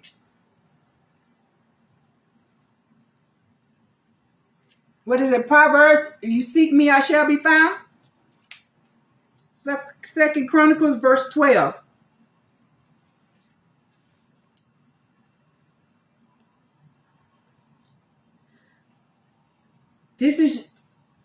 They enter into a covenant to worship the Creator, the power of their fathers with all their hearts and with all their souls. Whoever would not worship the Creator, their power, the power of Israel, will be put to death, whether small, whether great, whether man, whether woman. So that they took an oath to the Creator with a loud voice and with shouts and with trumpets and blasting of horns. All of Judah rejoiced over the oath, for they swore with all of their hearts and sought with all of them. They were sought after the Creator with all of their will. So we took an oath to do this, y'all. And it wasn't that's the second time we did it. We did it in the wilderness too. Then we turned around and didn't do it. So the curses came on us. We are only supposed to take an oath with the Creator here and nobody else. Hey, Reed, that's my baby girl. Hey, baby girl, with nobody else. With nobody else. We was never supposed to do this. Let me read it over here in this book. We're at 2 Chronicles chapter 15, starting at verse 12.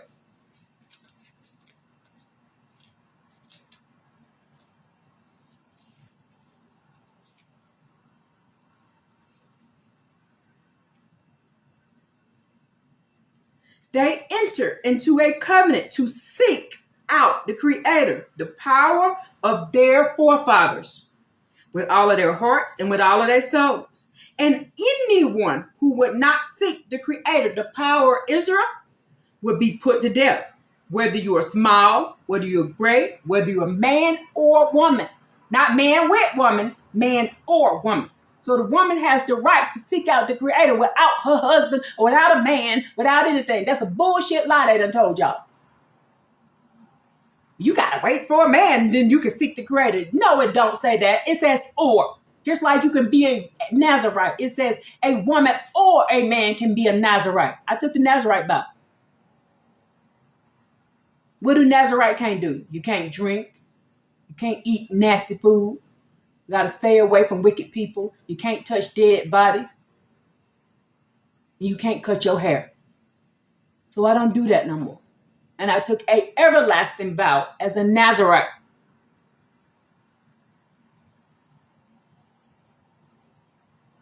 from till the Creator come back and reset. I took the Nazarite vow. I did this 2 years ago. Now, it says here, woman or a man. For those people who are teaching that women can't talk to the Creator. Yes, you can. And it says, and they swore to the Creator with a loud voice, with shouts, with trumpets and shofars. All of Judah rejoiced. The oath, for they had sworn with all of their hearts that they had sought out the Creator with all their desire. And when they do this, it says, the Creator will be accessible to them. Does it say that in y'all book? The Creator will be accessible to you if you seek the Creator with all of your heart and all of your soul. And it says here, when the Creator is accessible to you, the Creator will grant you rest all around. That's what it says in this book right here.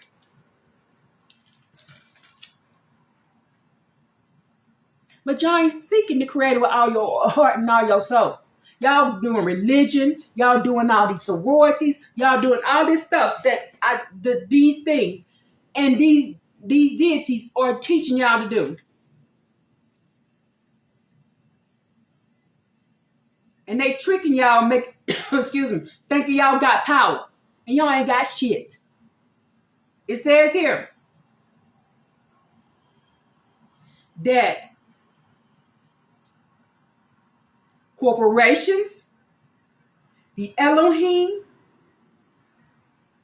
the gods, deities, the powers, the horns, the divine council or the board of directors, the corporations, the government, GUVs, the companies, the sororities, the fraternities, the horns, the exalted horns, you answering and saying to them, the sons of GODs, the Bene Elohims, the masters of tongue, aka Baal Lashan is BAALLASHAN. The cutting of a covenant, if you do any of those things, you just broke 2 Chronicles chapter 15. You just broke it.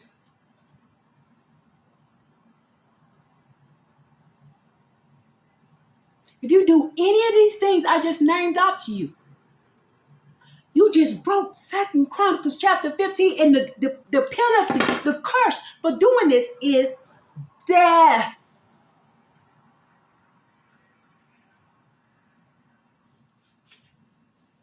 Don't say nobody didn't warn you. 2 Chronicles chapter 15 says, if you take oaths, if you do not seek me with all your heart and all your soul, it says here, you will be put to death. I didn't write it.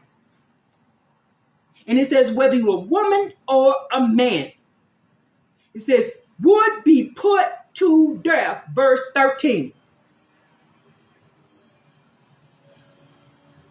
So if you have taken an oath, a vow with anybody, repent, renounce it, reject it.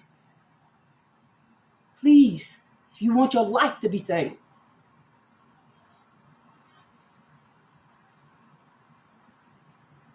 I didn't write this, people. I didn't write this.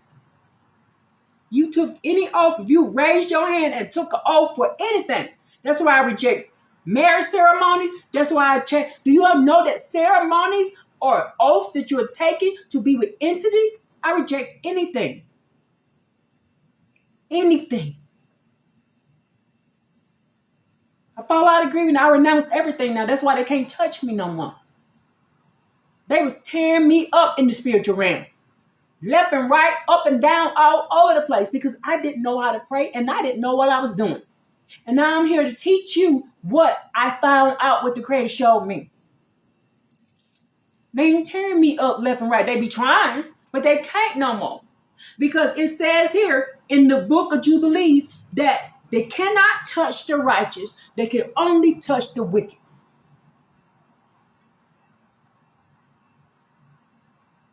They can only touch the wicked. Let me highlight this. Where's my highlighter?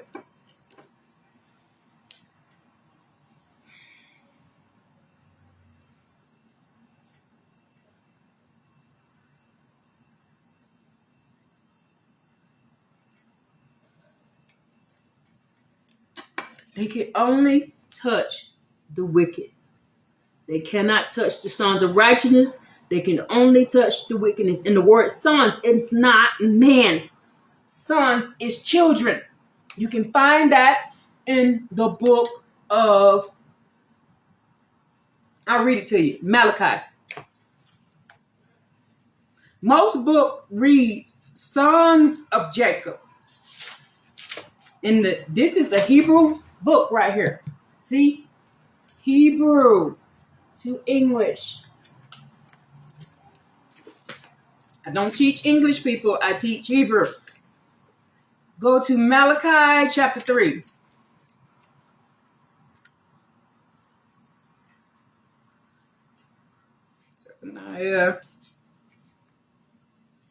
Malachi 3.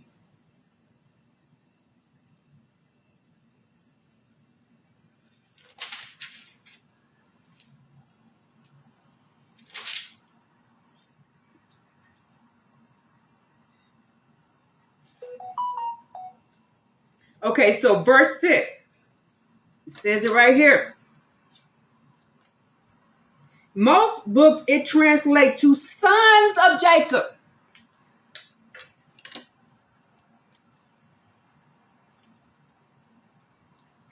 What does it say right here?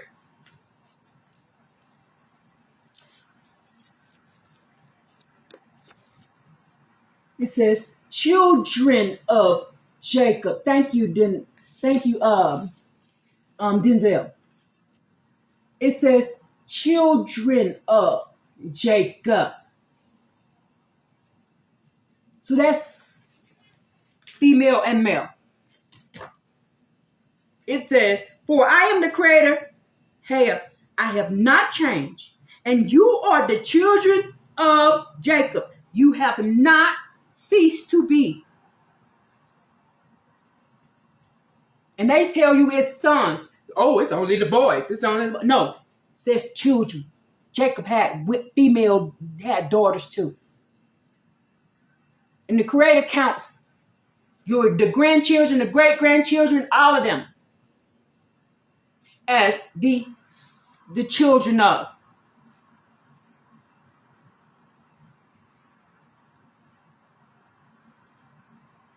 Jacob had daughters,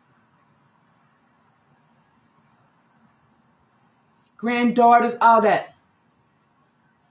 It says, I didn't even know that wedding ceremony is about other GODs or did yes. Read the Tanakh and Torah. When did they have a wedding ceremony? They went and told their parents they were going to get together and they consummated the marriage by doing what? They didn't have no ceremony. Thank you. That came from the other nations. Do you know that you're not married to your husband or your wife? You're married to the state of whatever you got married to. So I got married in Colorado. That means I wasn't married to my husband. I was married to Colorado, the state of Colorado. Yes, no rings, no anniversaries, none of that stuff. No white dress. Do you know that white dress outfit, that is there's a ritual to Shiva. To Shiva. I didn't know none of this until I started learning this. You're not supposed to do any of that. If you ever had sexual relations with somebody, that's who you married to. That's who you married to. So the first person you ever had met you in a relationship, that is your real wife and that is your real husband. And you have to go before your family and say, I no longer want to be with this person. And you have to give the reasons. And then y'all, it is nullified. Then it's nullified. Not to the courts, not to them. You are marrying a deity.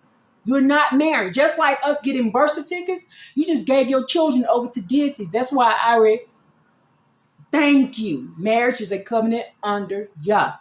That's why I renounced getting birth certificates, because I didn't know I was signing my children up to deities. I didn't know that. I know now, so I renounced the signature that I did. I renounce it now.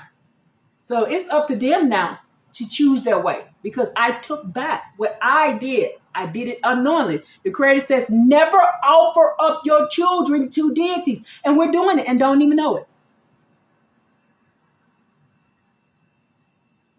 Creator said, never do it. Don't offer your children up. And by us signing our children up as with birth certificates, this kind of stuff, signing them up for school, signing them up for Social Security cards, signing them up for all this stuff, we're offering them up to deities. Exactly what the Creator told us not to do. Creator says, never do it. And you do it. Then you wonder why they can come take your children from you.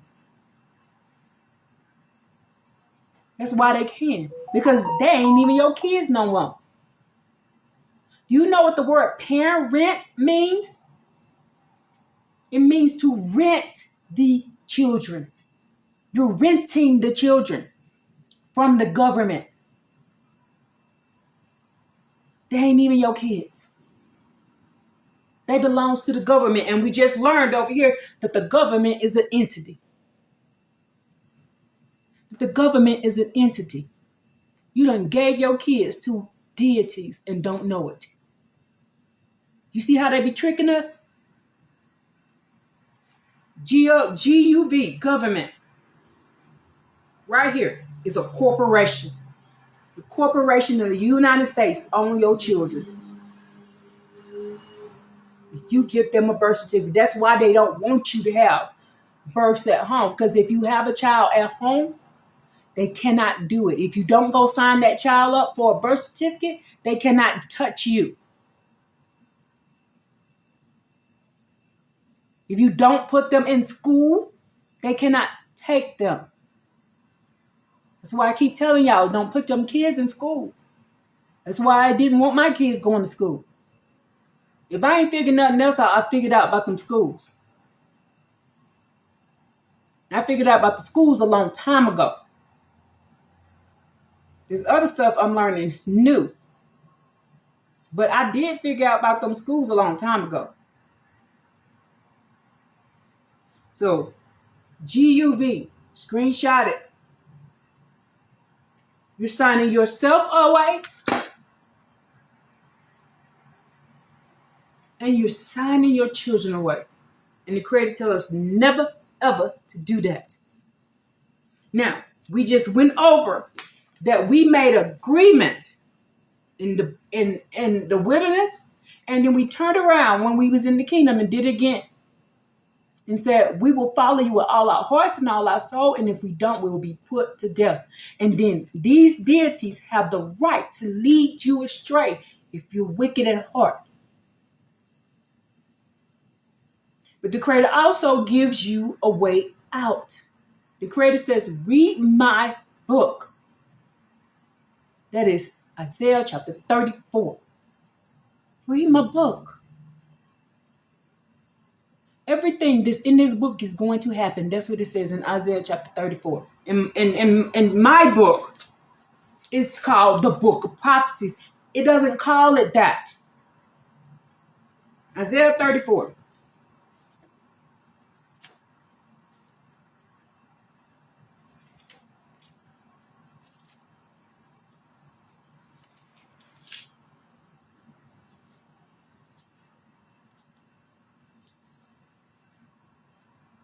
It says here, verse, I done read it so much it's faded. Verse 16, search in the book of prophecies and read it. Not one of these prophecies is lacking. Not one is missing its fellow. From my mouth has commanded it, and its spirits has gathered them together. The Creator said, my mouth has commanded. This is a commandment.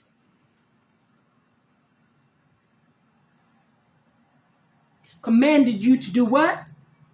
Search in the book of prophecies and read it. Let me see what it says in this book.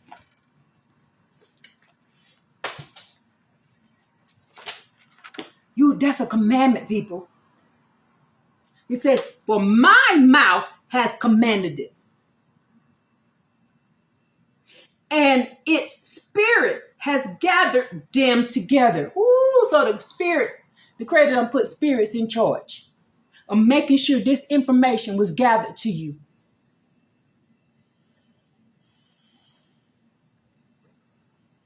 You like, what? Yeah.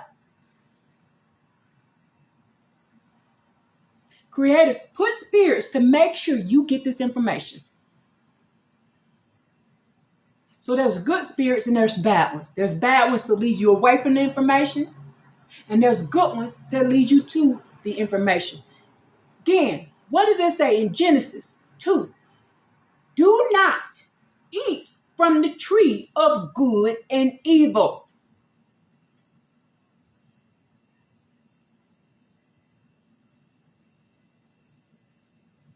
What did we say the word tree meant? Voice. It means advice.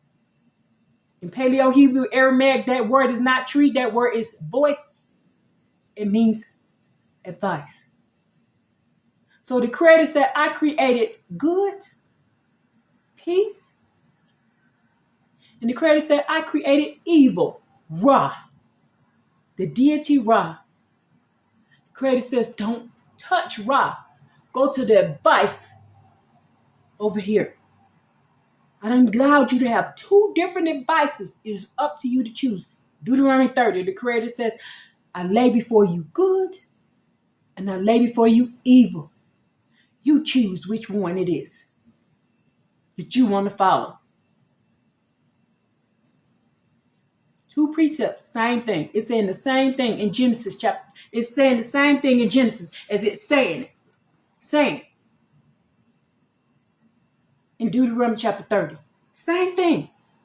But they done made you think it's a freaking tree with some fruit on it. Nakash, the serpent, the word is not serpent. It means teacher. So the teacher, the wicked teacher came in with a slick mouth, with the ability to do what?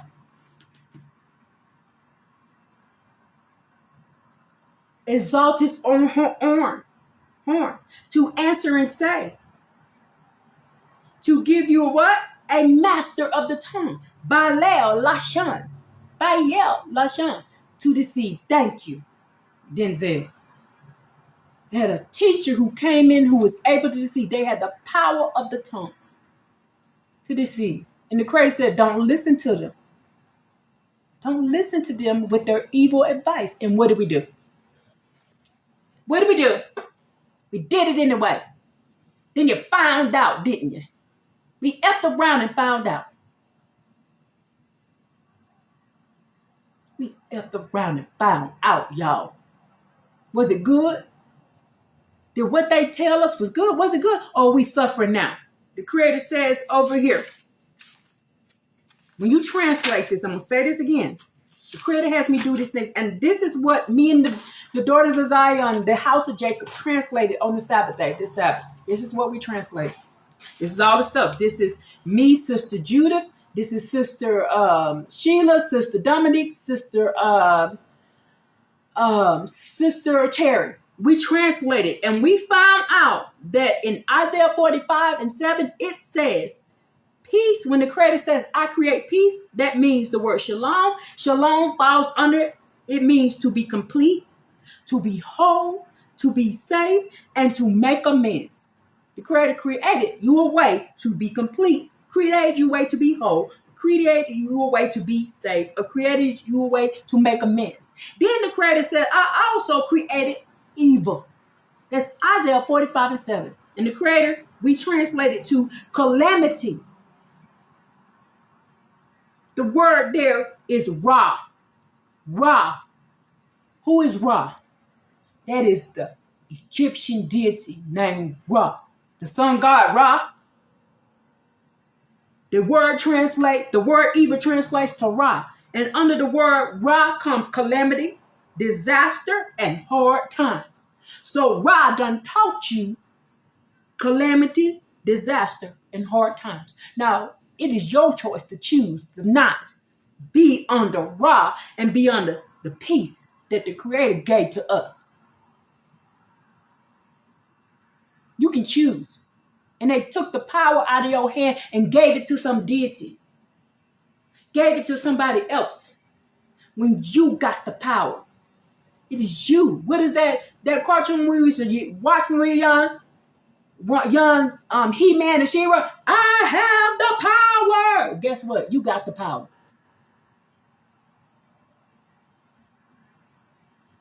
It is you. And they done told you to your face it's you. And then turned around and offered you something that would lead you away from the Creator. It's you. Does that make us GODs? No. But that make us children of the Creator. The Creator gave us the same power that the Creator has to what? Use our mouth to save ourselves. The Creator said it will be you who save you. And I handed you the power. I handed you the power to save yourself. But you ain't choosing to do it. It's up to you after this. I changed, y'all. I was a hot mess before this. I changed. Once I actually sat down and started reading and studying to show myself approved, like the Creator tells you to do in 2 Chronicles 15, and starting at verse 12. When you start seeking, the Creator says, I'm going to do what? Bring peace to you. The Creator says, when you seek me with all your heart and all your soul, I will become accessible to you and bring peace to you. That is what 2 Chronicles say. He don't want you to know that. I ain't write this. Let's go to Isaiah 34, and then I'm going to show you where it says it again in this book. It says it not one more time, but 2 more times. Isaiah 34. I bet y'all thought I forgot where I was at. No, I didn't. I'm being led by the Spirit, the Ruach HaKodesh. This stuff comes from the Ruach. I don't have no teaching to the Ruach tell me what to do.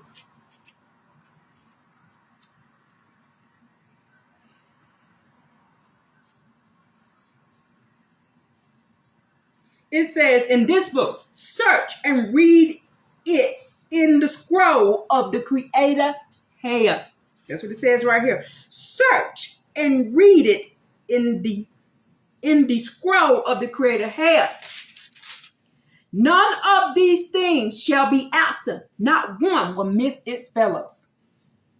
So the Creator gave us a scroll. This book is called the Art Scroll.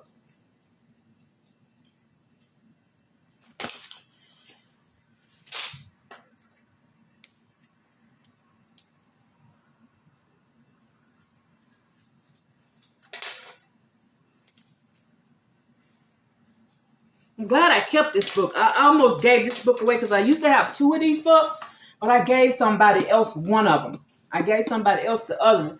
And something was like, keep this book, because these books are like $80. And so I had 2, but I gave somebody one as a gift. And then I had 2 of these books, but I gave a different person this book right here, and I gave another different person this book. So I used to have 2 of each of these books. Now I only got 1, but I need to order some more.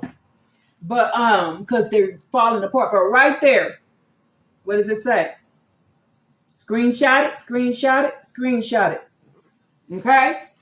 So we need to read it in the scroll of the Creator. Now let's go to Daniel chapter 12.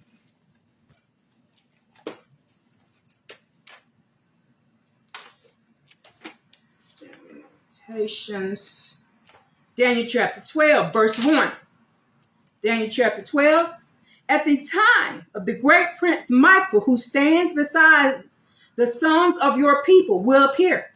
And it will be a time of trouble, like that would never have been since the nation had become. And at that time, your people will be rescued. All who are found inscribed in this book. Many of the people who are inscribed in this book that are in the dust of the earth, some will awake to eternal life, and others will awake to reproach and everlasting abhorrence. That's what it says right here. I didn't write this. So I'm going to underline and show it to you. So you are written in the book and you don't even know it.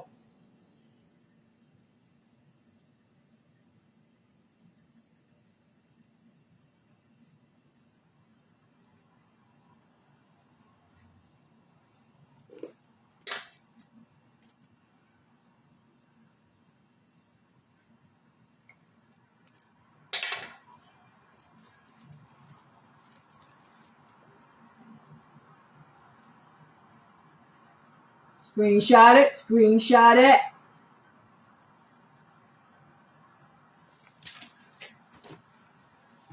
And this one.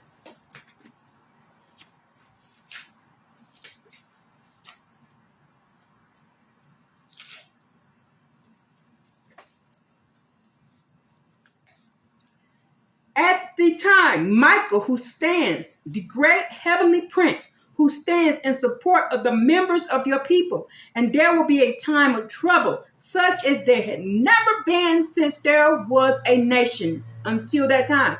But at that time, your people will escape. Everything that is found written in this book will occur. Many of those who sleep in the dust of the earth will awaken, some for everlasting life, and there will be some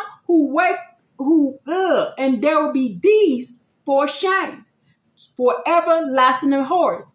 And the wise will shine like the radiance of the firmament, those who teach righteousness to the multitudes. Why do you think I'm teaching? Because I want to shine like the angels in the heaven. I want to get Enoch status. I want to walk in the cool of the day with the Creator here. In order for me to do that, I got to teach righteousness. It says you got to teach righteousness. What is righteousness? You got to understand, understand, and understand the laws and statute commandments, but you got to go and seek the Creator all your heart and all your soul. The Creator will show it to you. That's where I get my information from. Not from some group, not from some this. I get it out where the Creator tells me to go look for it and where to read it at and why the Creator make decisions the Creator do. I don't have no information unless I ask the Creator, and you can do it too. Jeremiah 33:3. The Creator says, ask me. Joel 2. The Creator says, if you cry out to me, you will be saved. You got to know the Creator's name. The Creator's name is Hey Yah. How do I know the name the Creator is Hey Yah? Go ask Moses. You like, I can't ask Moses. Yes, you can.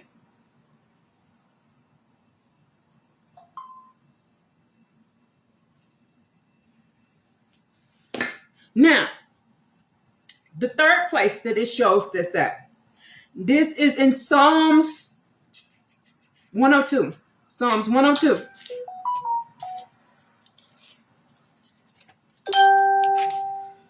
We almost done, y'all. I just need to read this search that I found, and then we'll be done. But like I said, I have to break things down for you, or you won't understand what I'm talking about.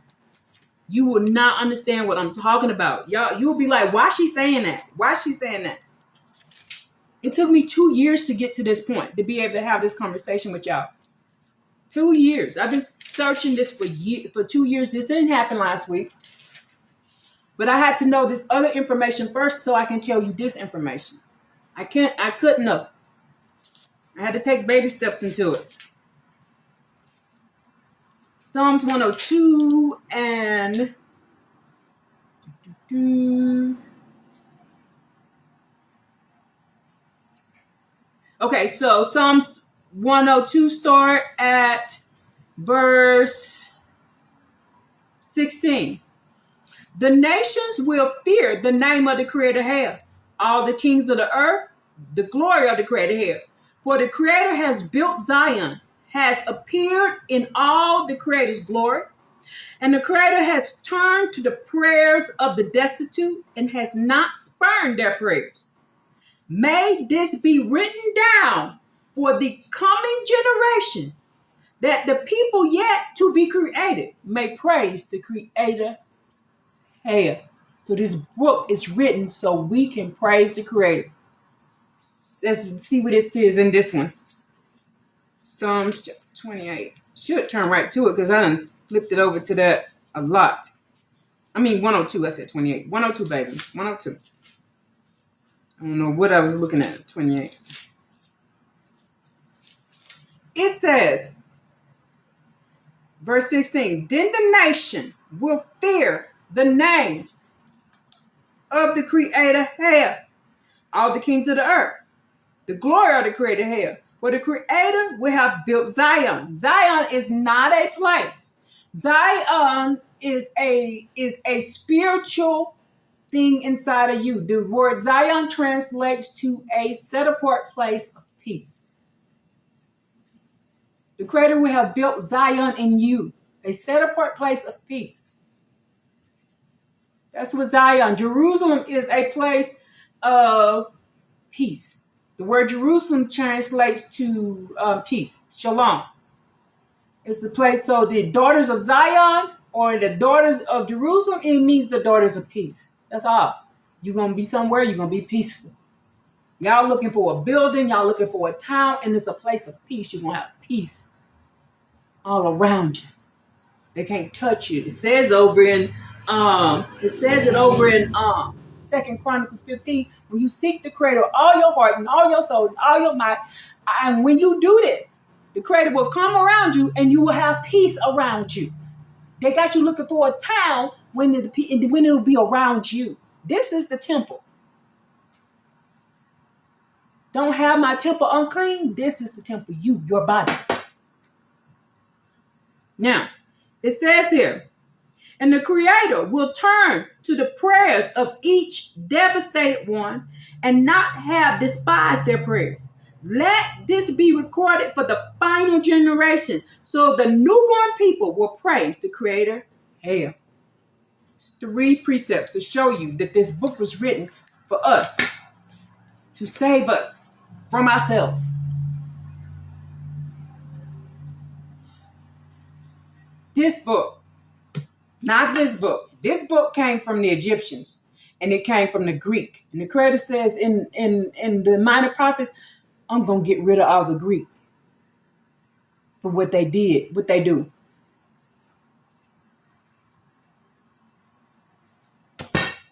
Don't be running with them. Don't be running with them. Don't be running with them. Now, let's finish reading this so I can get up off here, because where I'm at is 1 o'clock. Where you are is probably 3. Now, the paleo-Hebrew meaning, Aramaic meaning of covenant, of agreement, contracts, and oaths, vows, compare. Also in the Tanakh, give me examples and verses. Do not include scholar theories, traditional religious commentary, interpretations, doctrine, or beliefs. Do not use the New Testament. Why? Because this is a Greek writing. It is not our book. King James gave us the Greek shit. It is not our book. And the Egyptians helped them give it to us. And remember, I just showed you the Creator says, I created evil, aka Ra. And the Egyptians worship Ra. So why would you take a book and read it when it came from Ra, when the Creator says Ra is evil? Now, linguistic meaning in Paleo-Hebrew Aramaic. Hebrew Paleo text context. The word is Beret. The ancient picture, Beret, is Beret. The ancient pictograph roots point to bind together. So when you make a covenant, you are binding yourself together to whatever contract you are making that with. It says here, select the best and or eating. It originates from the meaning to cut, to bind. This is why the Tanakh always uses the physical action phrase to cut a covenant. And then it says over here that these deities teach you to do what? Hope I didn't get out of it. These deities teach you to do what? Cut a covenant. They teach you to cut a false covenant. I don't even wear cashmere anymore. You ain't playing. Denzel said, I ain't even playing no more. Because he said, I don't want to mix seed with nothing.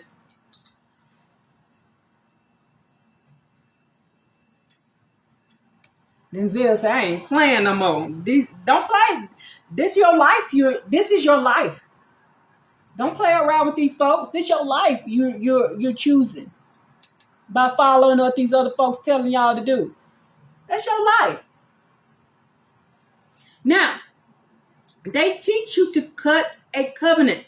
A gazar, a zar, Quam is Gzarqyam. I said yay, A-M. Is setting a legal binding corporation, treaty, spiritual agreement by establishing penalties and breaches. They teach you, the Elohim teach you to cut a covenant. The Creator says, when you do a covenant, it is only with the Creator and nobody else.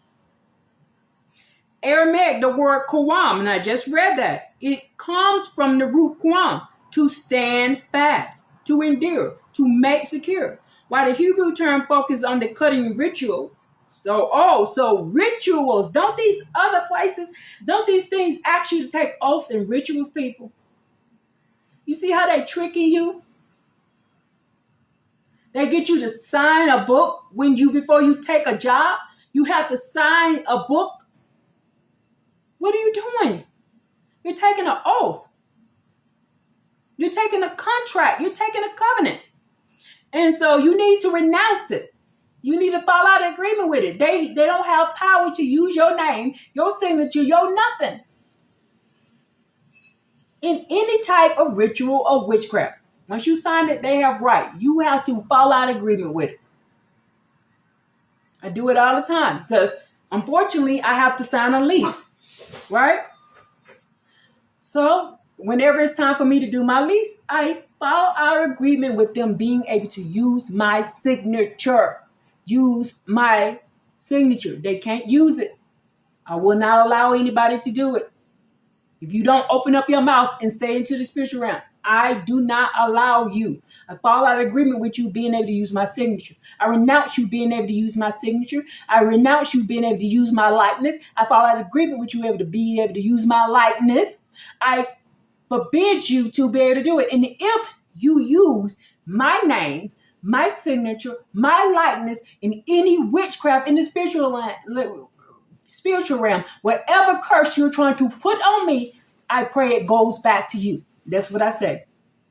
And I do this every single day with everything I do because unfortunately, they have taught up the ways of the world. You got to follow out agreement. You got to know how to fight this spiritual war. Y'all sit down and stop. There's children getting off the bus. Stop it.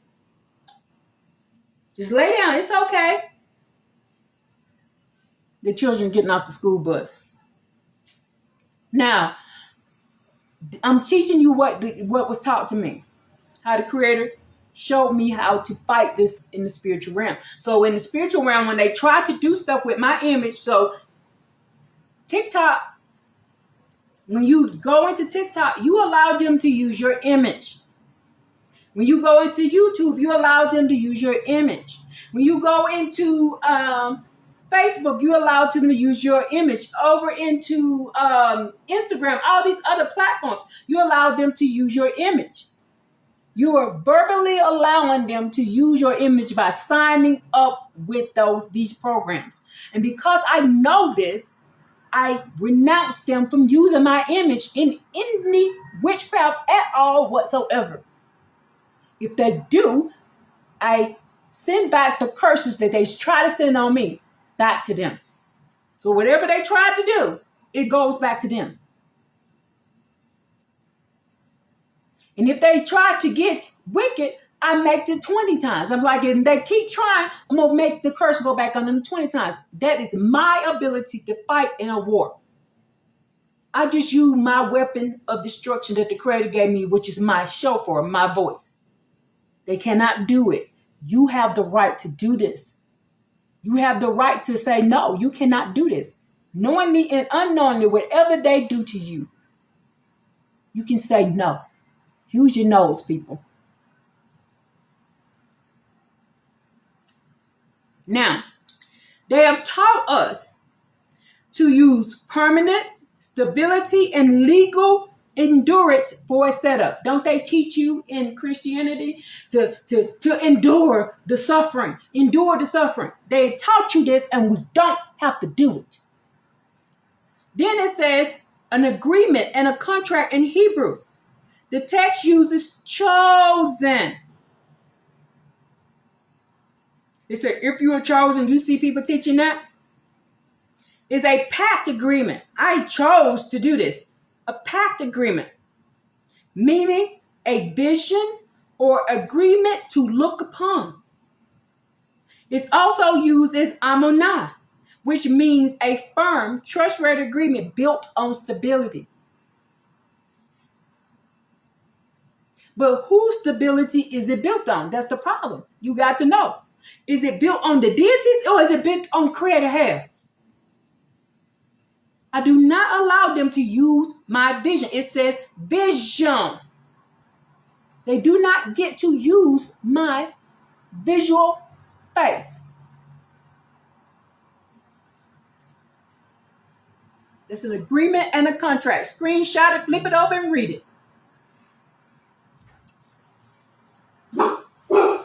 So comparison, oaths versus vows. The Tanakh separates these two concepts based on who receives the promise and what it's bound to. So primary target, an oath made directly to another human being, using the Creator as a witness and enforcer. A vow, nadar. Vow is nadar. Made directly to the Creator, usually conditionally on a specific request. Binding and focus binds the person to an action. I swear I will do this. Binds an object or property to sacred use. This item is now set apart. Root meaning, rooted in Shabbat, 7. The word Shabbat means 7, meaning this to 7. The word 7, Shabbat means to 7. That's why the Creator loves the number 7. Shabbat, the number 7 means an oath. When you use this, the number 7 is an oath. My birthday is on the 7th, on the 7th day of the month. So guess what? That is an oath.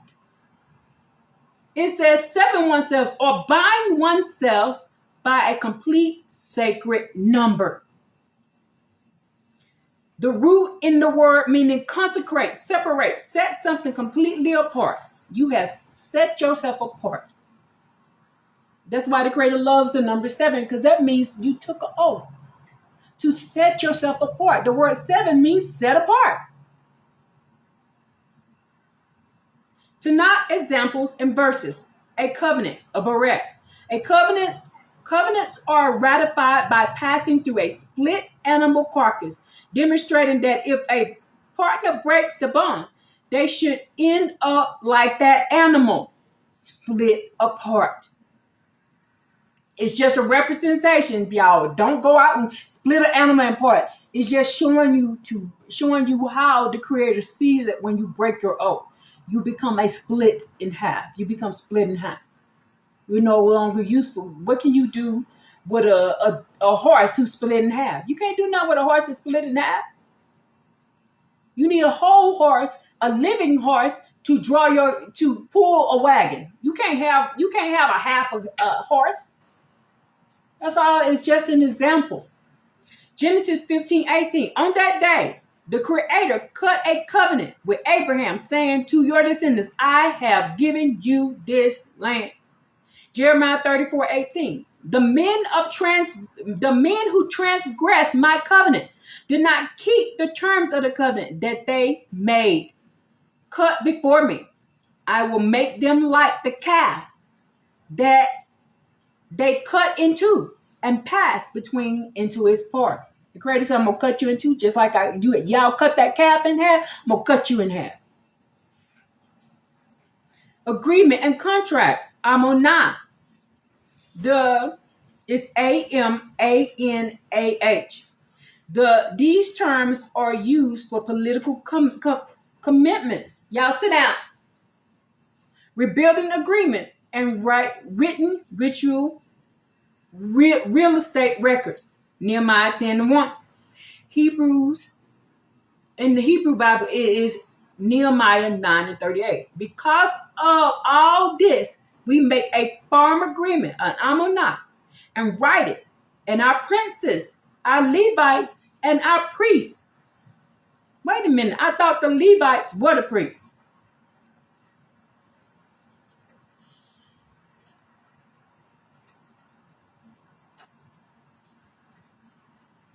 No, they ain't.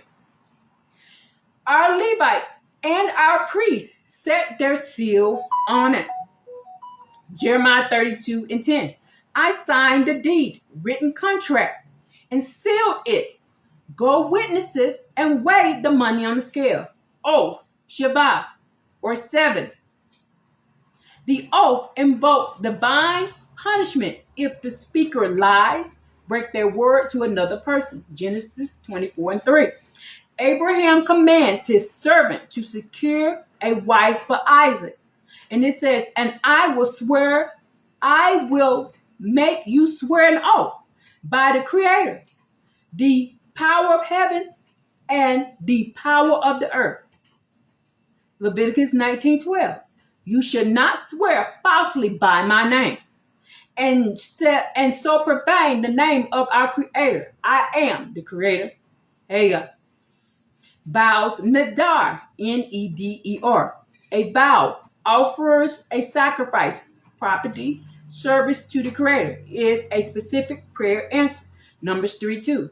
If a man makes a vow to the Creator hell and takes an oath to bind himself to a pledge, he should not break his word. He shall do according to all that proceeds out of his mouth. So don't open your mouth and say you're going to do something for the Creator hell. I made an oath that I would. Every time I learn something, I would tell y'all. So every time I learn something new, I come tell y'all. I made an oath. If you pour into me, I will tell the people. Now, if that's one or two people, then them the people.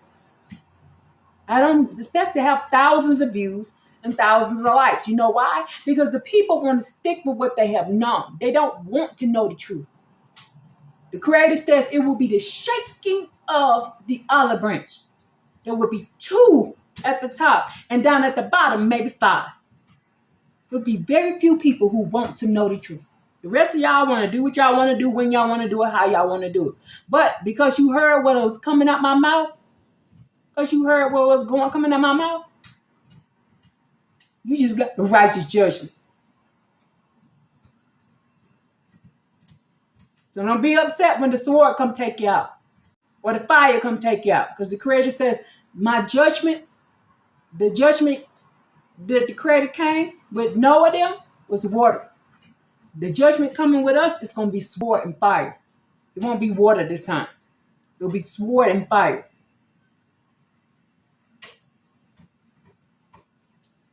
Now, a vow offers a sacrifice, and the sacrifice is the bulls of your lips, people. Please don't be thinking you can go kill a little animal and it'll get away your sins. It won't. Isaiah 66, the Creator says, anybody that kills a bull, kills a person, offers incense, offers meal offerings, you are doing abominations. So anybody doing that, you're abominable to the Creator, hell, and you're going to get put to death. So don't be over here talking about, all I got to do is kill a rabbit and I'll be fine. No, you won't. In fact, you're an abomination. You'll be put to death for doing it. I'm going to say it again. That's in Isaiah 66. Now, the Creator says, Numbers 30:2. If a man makes a vow to the Creator and take an oath to bind himself to a pledge, he should not break his word. He should not do according to all the proceeds. He shall do all he proceeding out of his mouth. And we read it in 2 Chronicles. That we took an oath to do what? To seek the Creator Yah with all our hearts and all our souls and all our might and everything we got. And if we don't do that, the Creator said we're going to get put to death.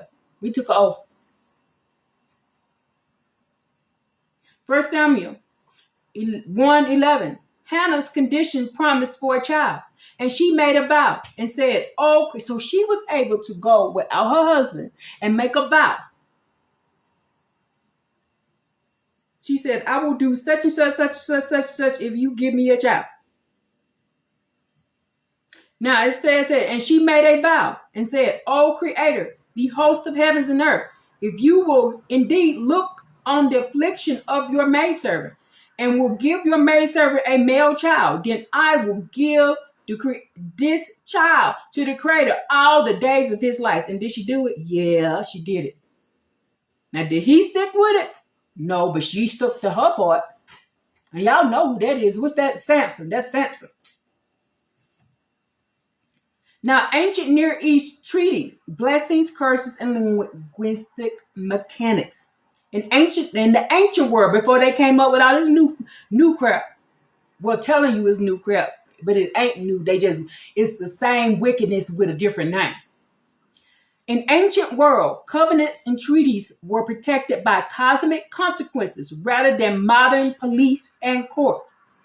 This system relied on clear legal mechanics, a vassal treaty framework. Stronger nations made treaties with weaker nations.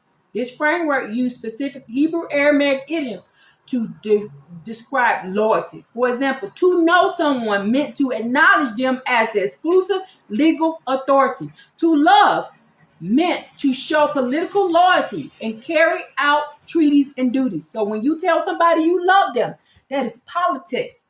That's not feelings. That is political. That's a political loyalty to carry out treaties and duties. When you say, I know you, do you know him? Yes, I know him. That is exclusive legal authority to say that this person is good or bad. Executive execution of curses. If a partner broke the covenant, a visual parts of the ceremony turn into a direct threat. When people walk between the split of the pieces of animal, they are saying, if I break this word, let the same thing happen to me, to my body, as it happened to that animal. So you are cursing yourself by breaking your word. Now,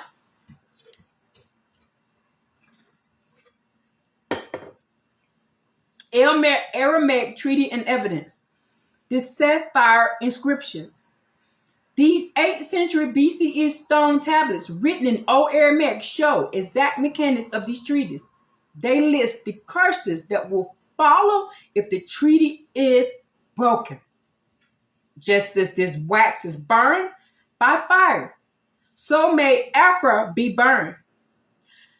And just as the bow and the arrows are broken, so may the gods, lower case ones, break the bow of the mantle. So if you do not follow what you said, the lowercase gods, who we just learned are deities, can get you. That's what this says in the Aramaic. Here it is right here.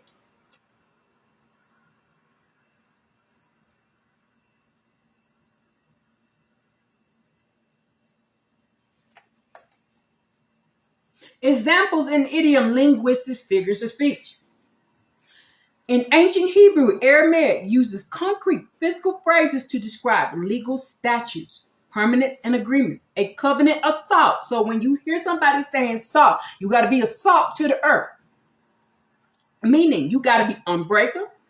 You're in a permanent agreement. Salt preserves things from rotting. It cannot be easily separated once mixed in a solution. Sharing salt at a meal bounds the guests to protect one another. Numbers 18:19. The covenant of salt forever before the Creator, for you and your descendants with you. We were what? Supposed to be what? A salt to the earth. We were supposed to be what? We supposed to have been what? Salt to the earth. We were supposed to teach the people how to do the covenant. Second Chronicles 13:5. Don't you know that the Creator Yahweh, the power of Israel, gave you the kingship over Israel to David forever, to him and his sons by a covenant of salt? To fill the hand. Milayad, meaning to ordain, appoint, legally authorize someone to take a vow or office. It is a physical idiom. So when somebody is filling the hand, I just thought about something. To fill the hand, the authority. I'm gonna write this down. I'm gonna do a separate class on this a different day. Because I want to get done because it's almost 2:00 where I'm at, and I haven't eaten yet. Fill the hand.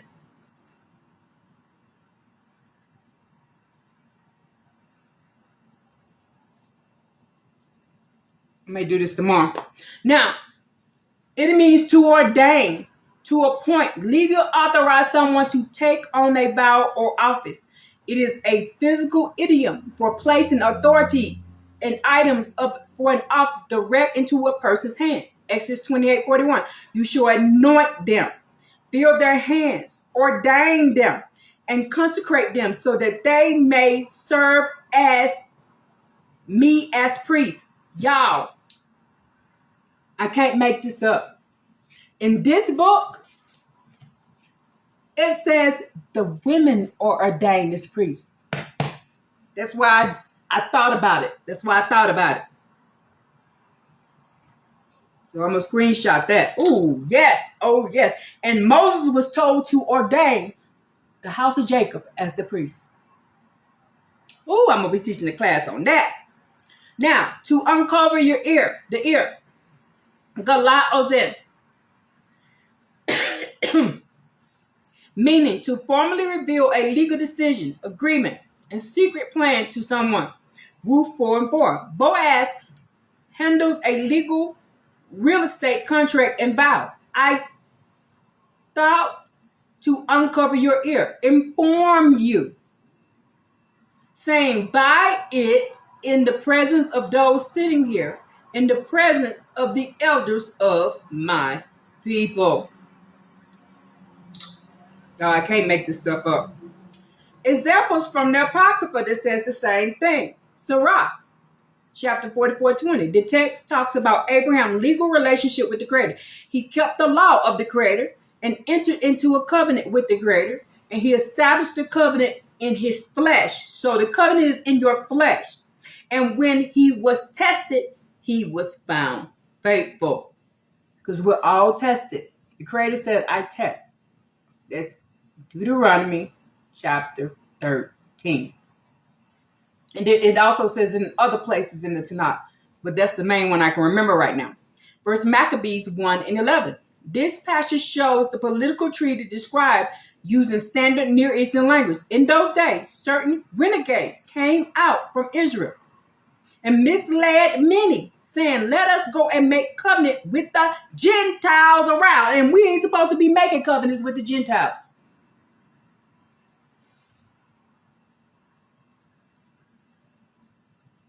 Remember, the Gentiles is what? The Gentilites, aka the children of the Father. So they was telling you to go make a covenant with the children of the fallens.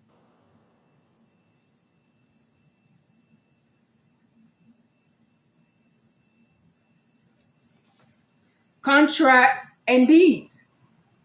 Tobit 7:14. This text provides a direct example of formal written marriage contract and legal deeds. Then he called his daughter Sarah and took her by the hand and gave her to Tobias, to his wife, and saying, "Here, take her according to the laws of Moses." Oh, so they didn't have no wedding. And he called her mother and told her to bring written material. And he wrote out a contract deed of marriage. And they set their seal on it. So there was not a wedding.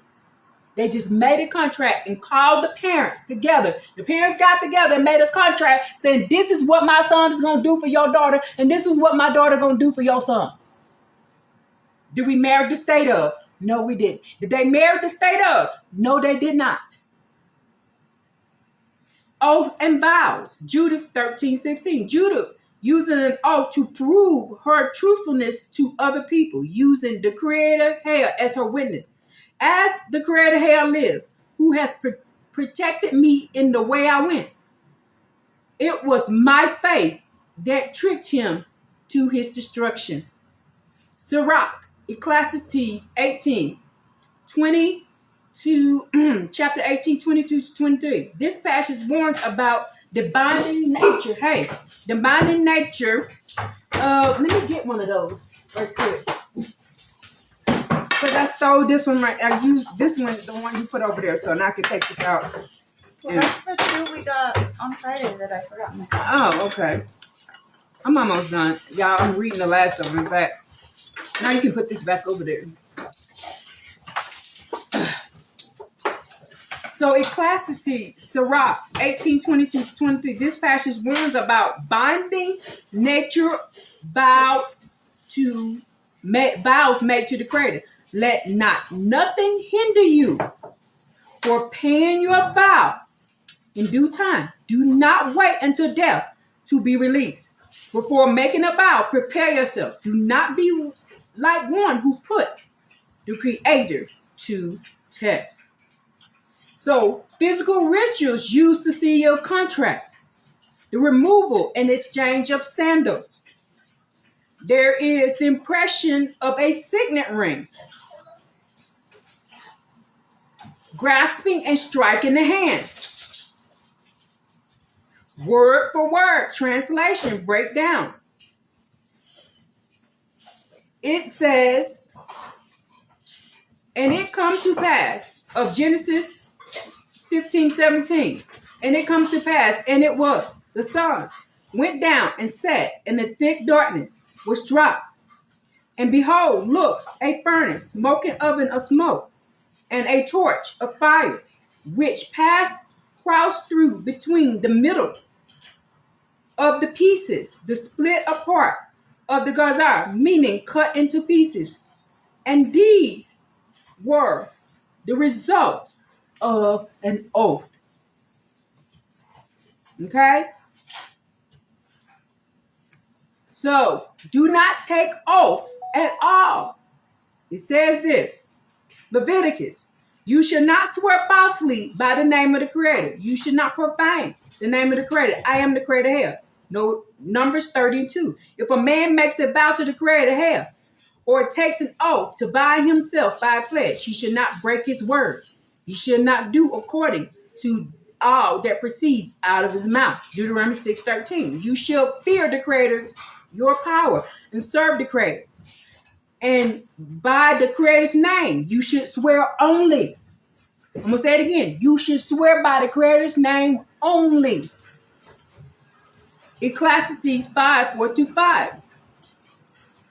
"It is better that you should not vow, that you should vow and not pay." Proverbs 20:25.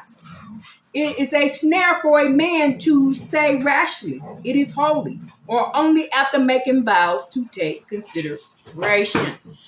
Let's go read. It's just on my mind.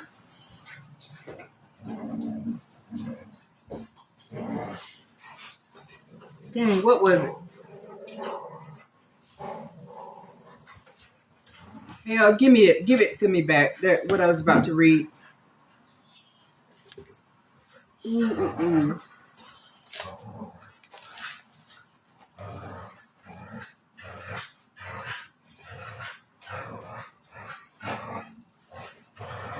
Was it Isaiah?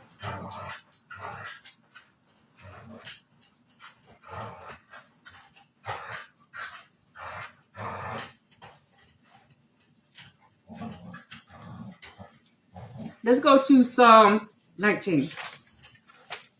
Maybe I remember the Isaiah I was looking for.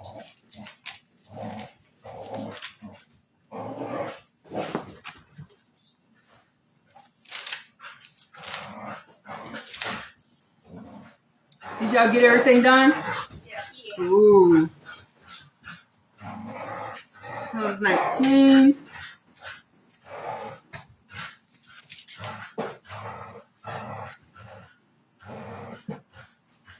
Verse 8. The teachings of the Creator is perfect. It's renewing life. Decrees of the Creator are enduring, making the simple-minded man wise. The precepts of the Creator are just, rejoice in the heart. The instructions of the Creator are lucid. It gives loose. You know what being lucid is. Making the eyes light up. The fear of the Creator is pure, abiding forever. The judgments of the Creator are true, righteous altogether, and they are more desirable than gold, than much fine gold, sweeter than honey, than the dripping of the comb. Your servants pay them heed, so you need to pay these things heed. In obeying them, there is much reward. Now let's go to the last thing I want to read. So when you obey these teachings, there is much rewards. The last thing I was thinking about is Isaiah 57.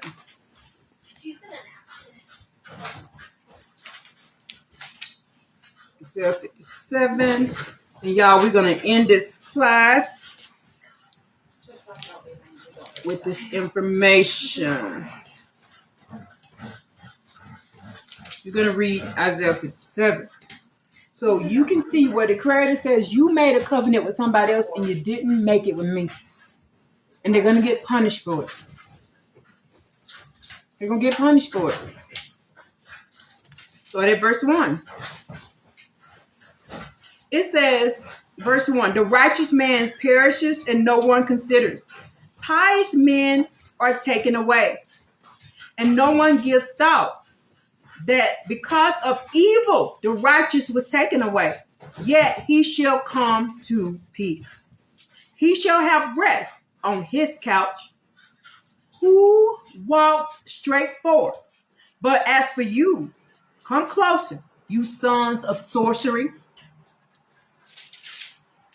you offspring of an adulterer and a harlot, with whom you do act so familiar, to whom you open your mouth and stick out your tongue. Why?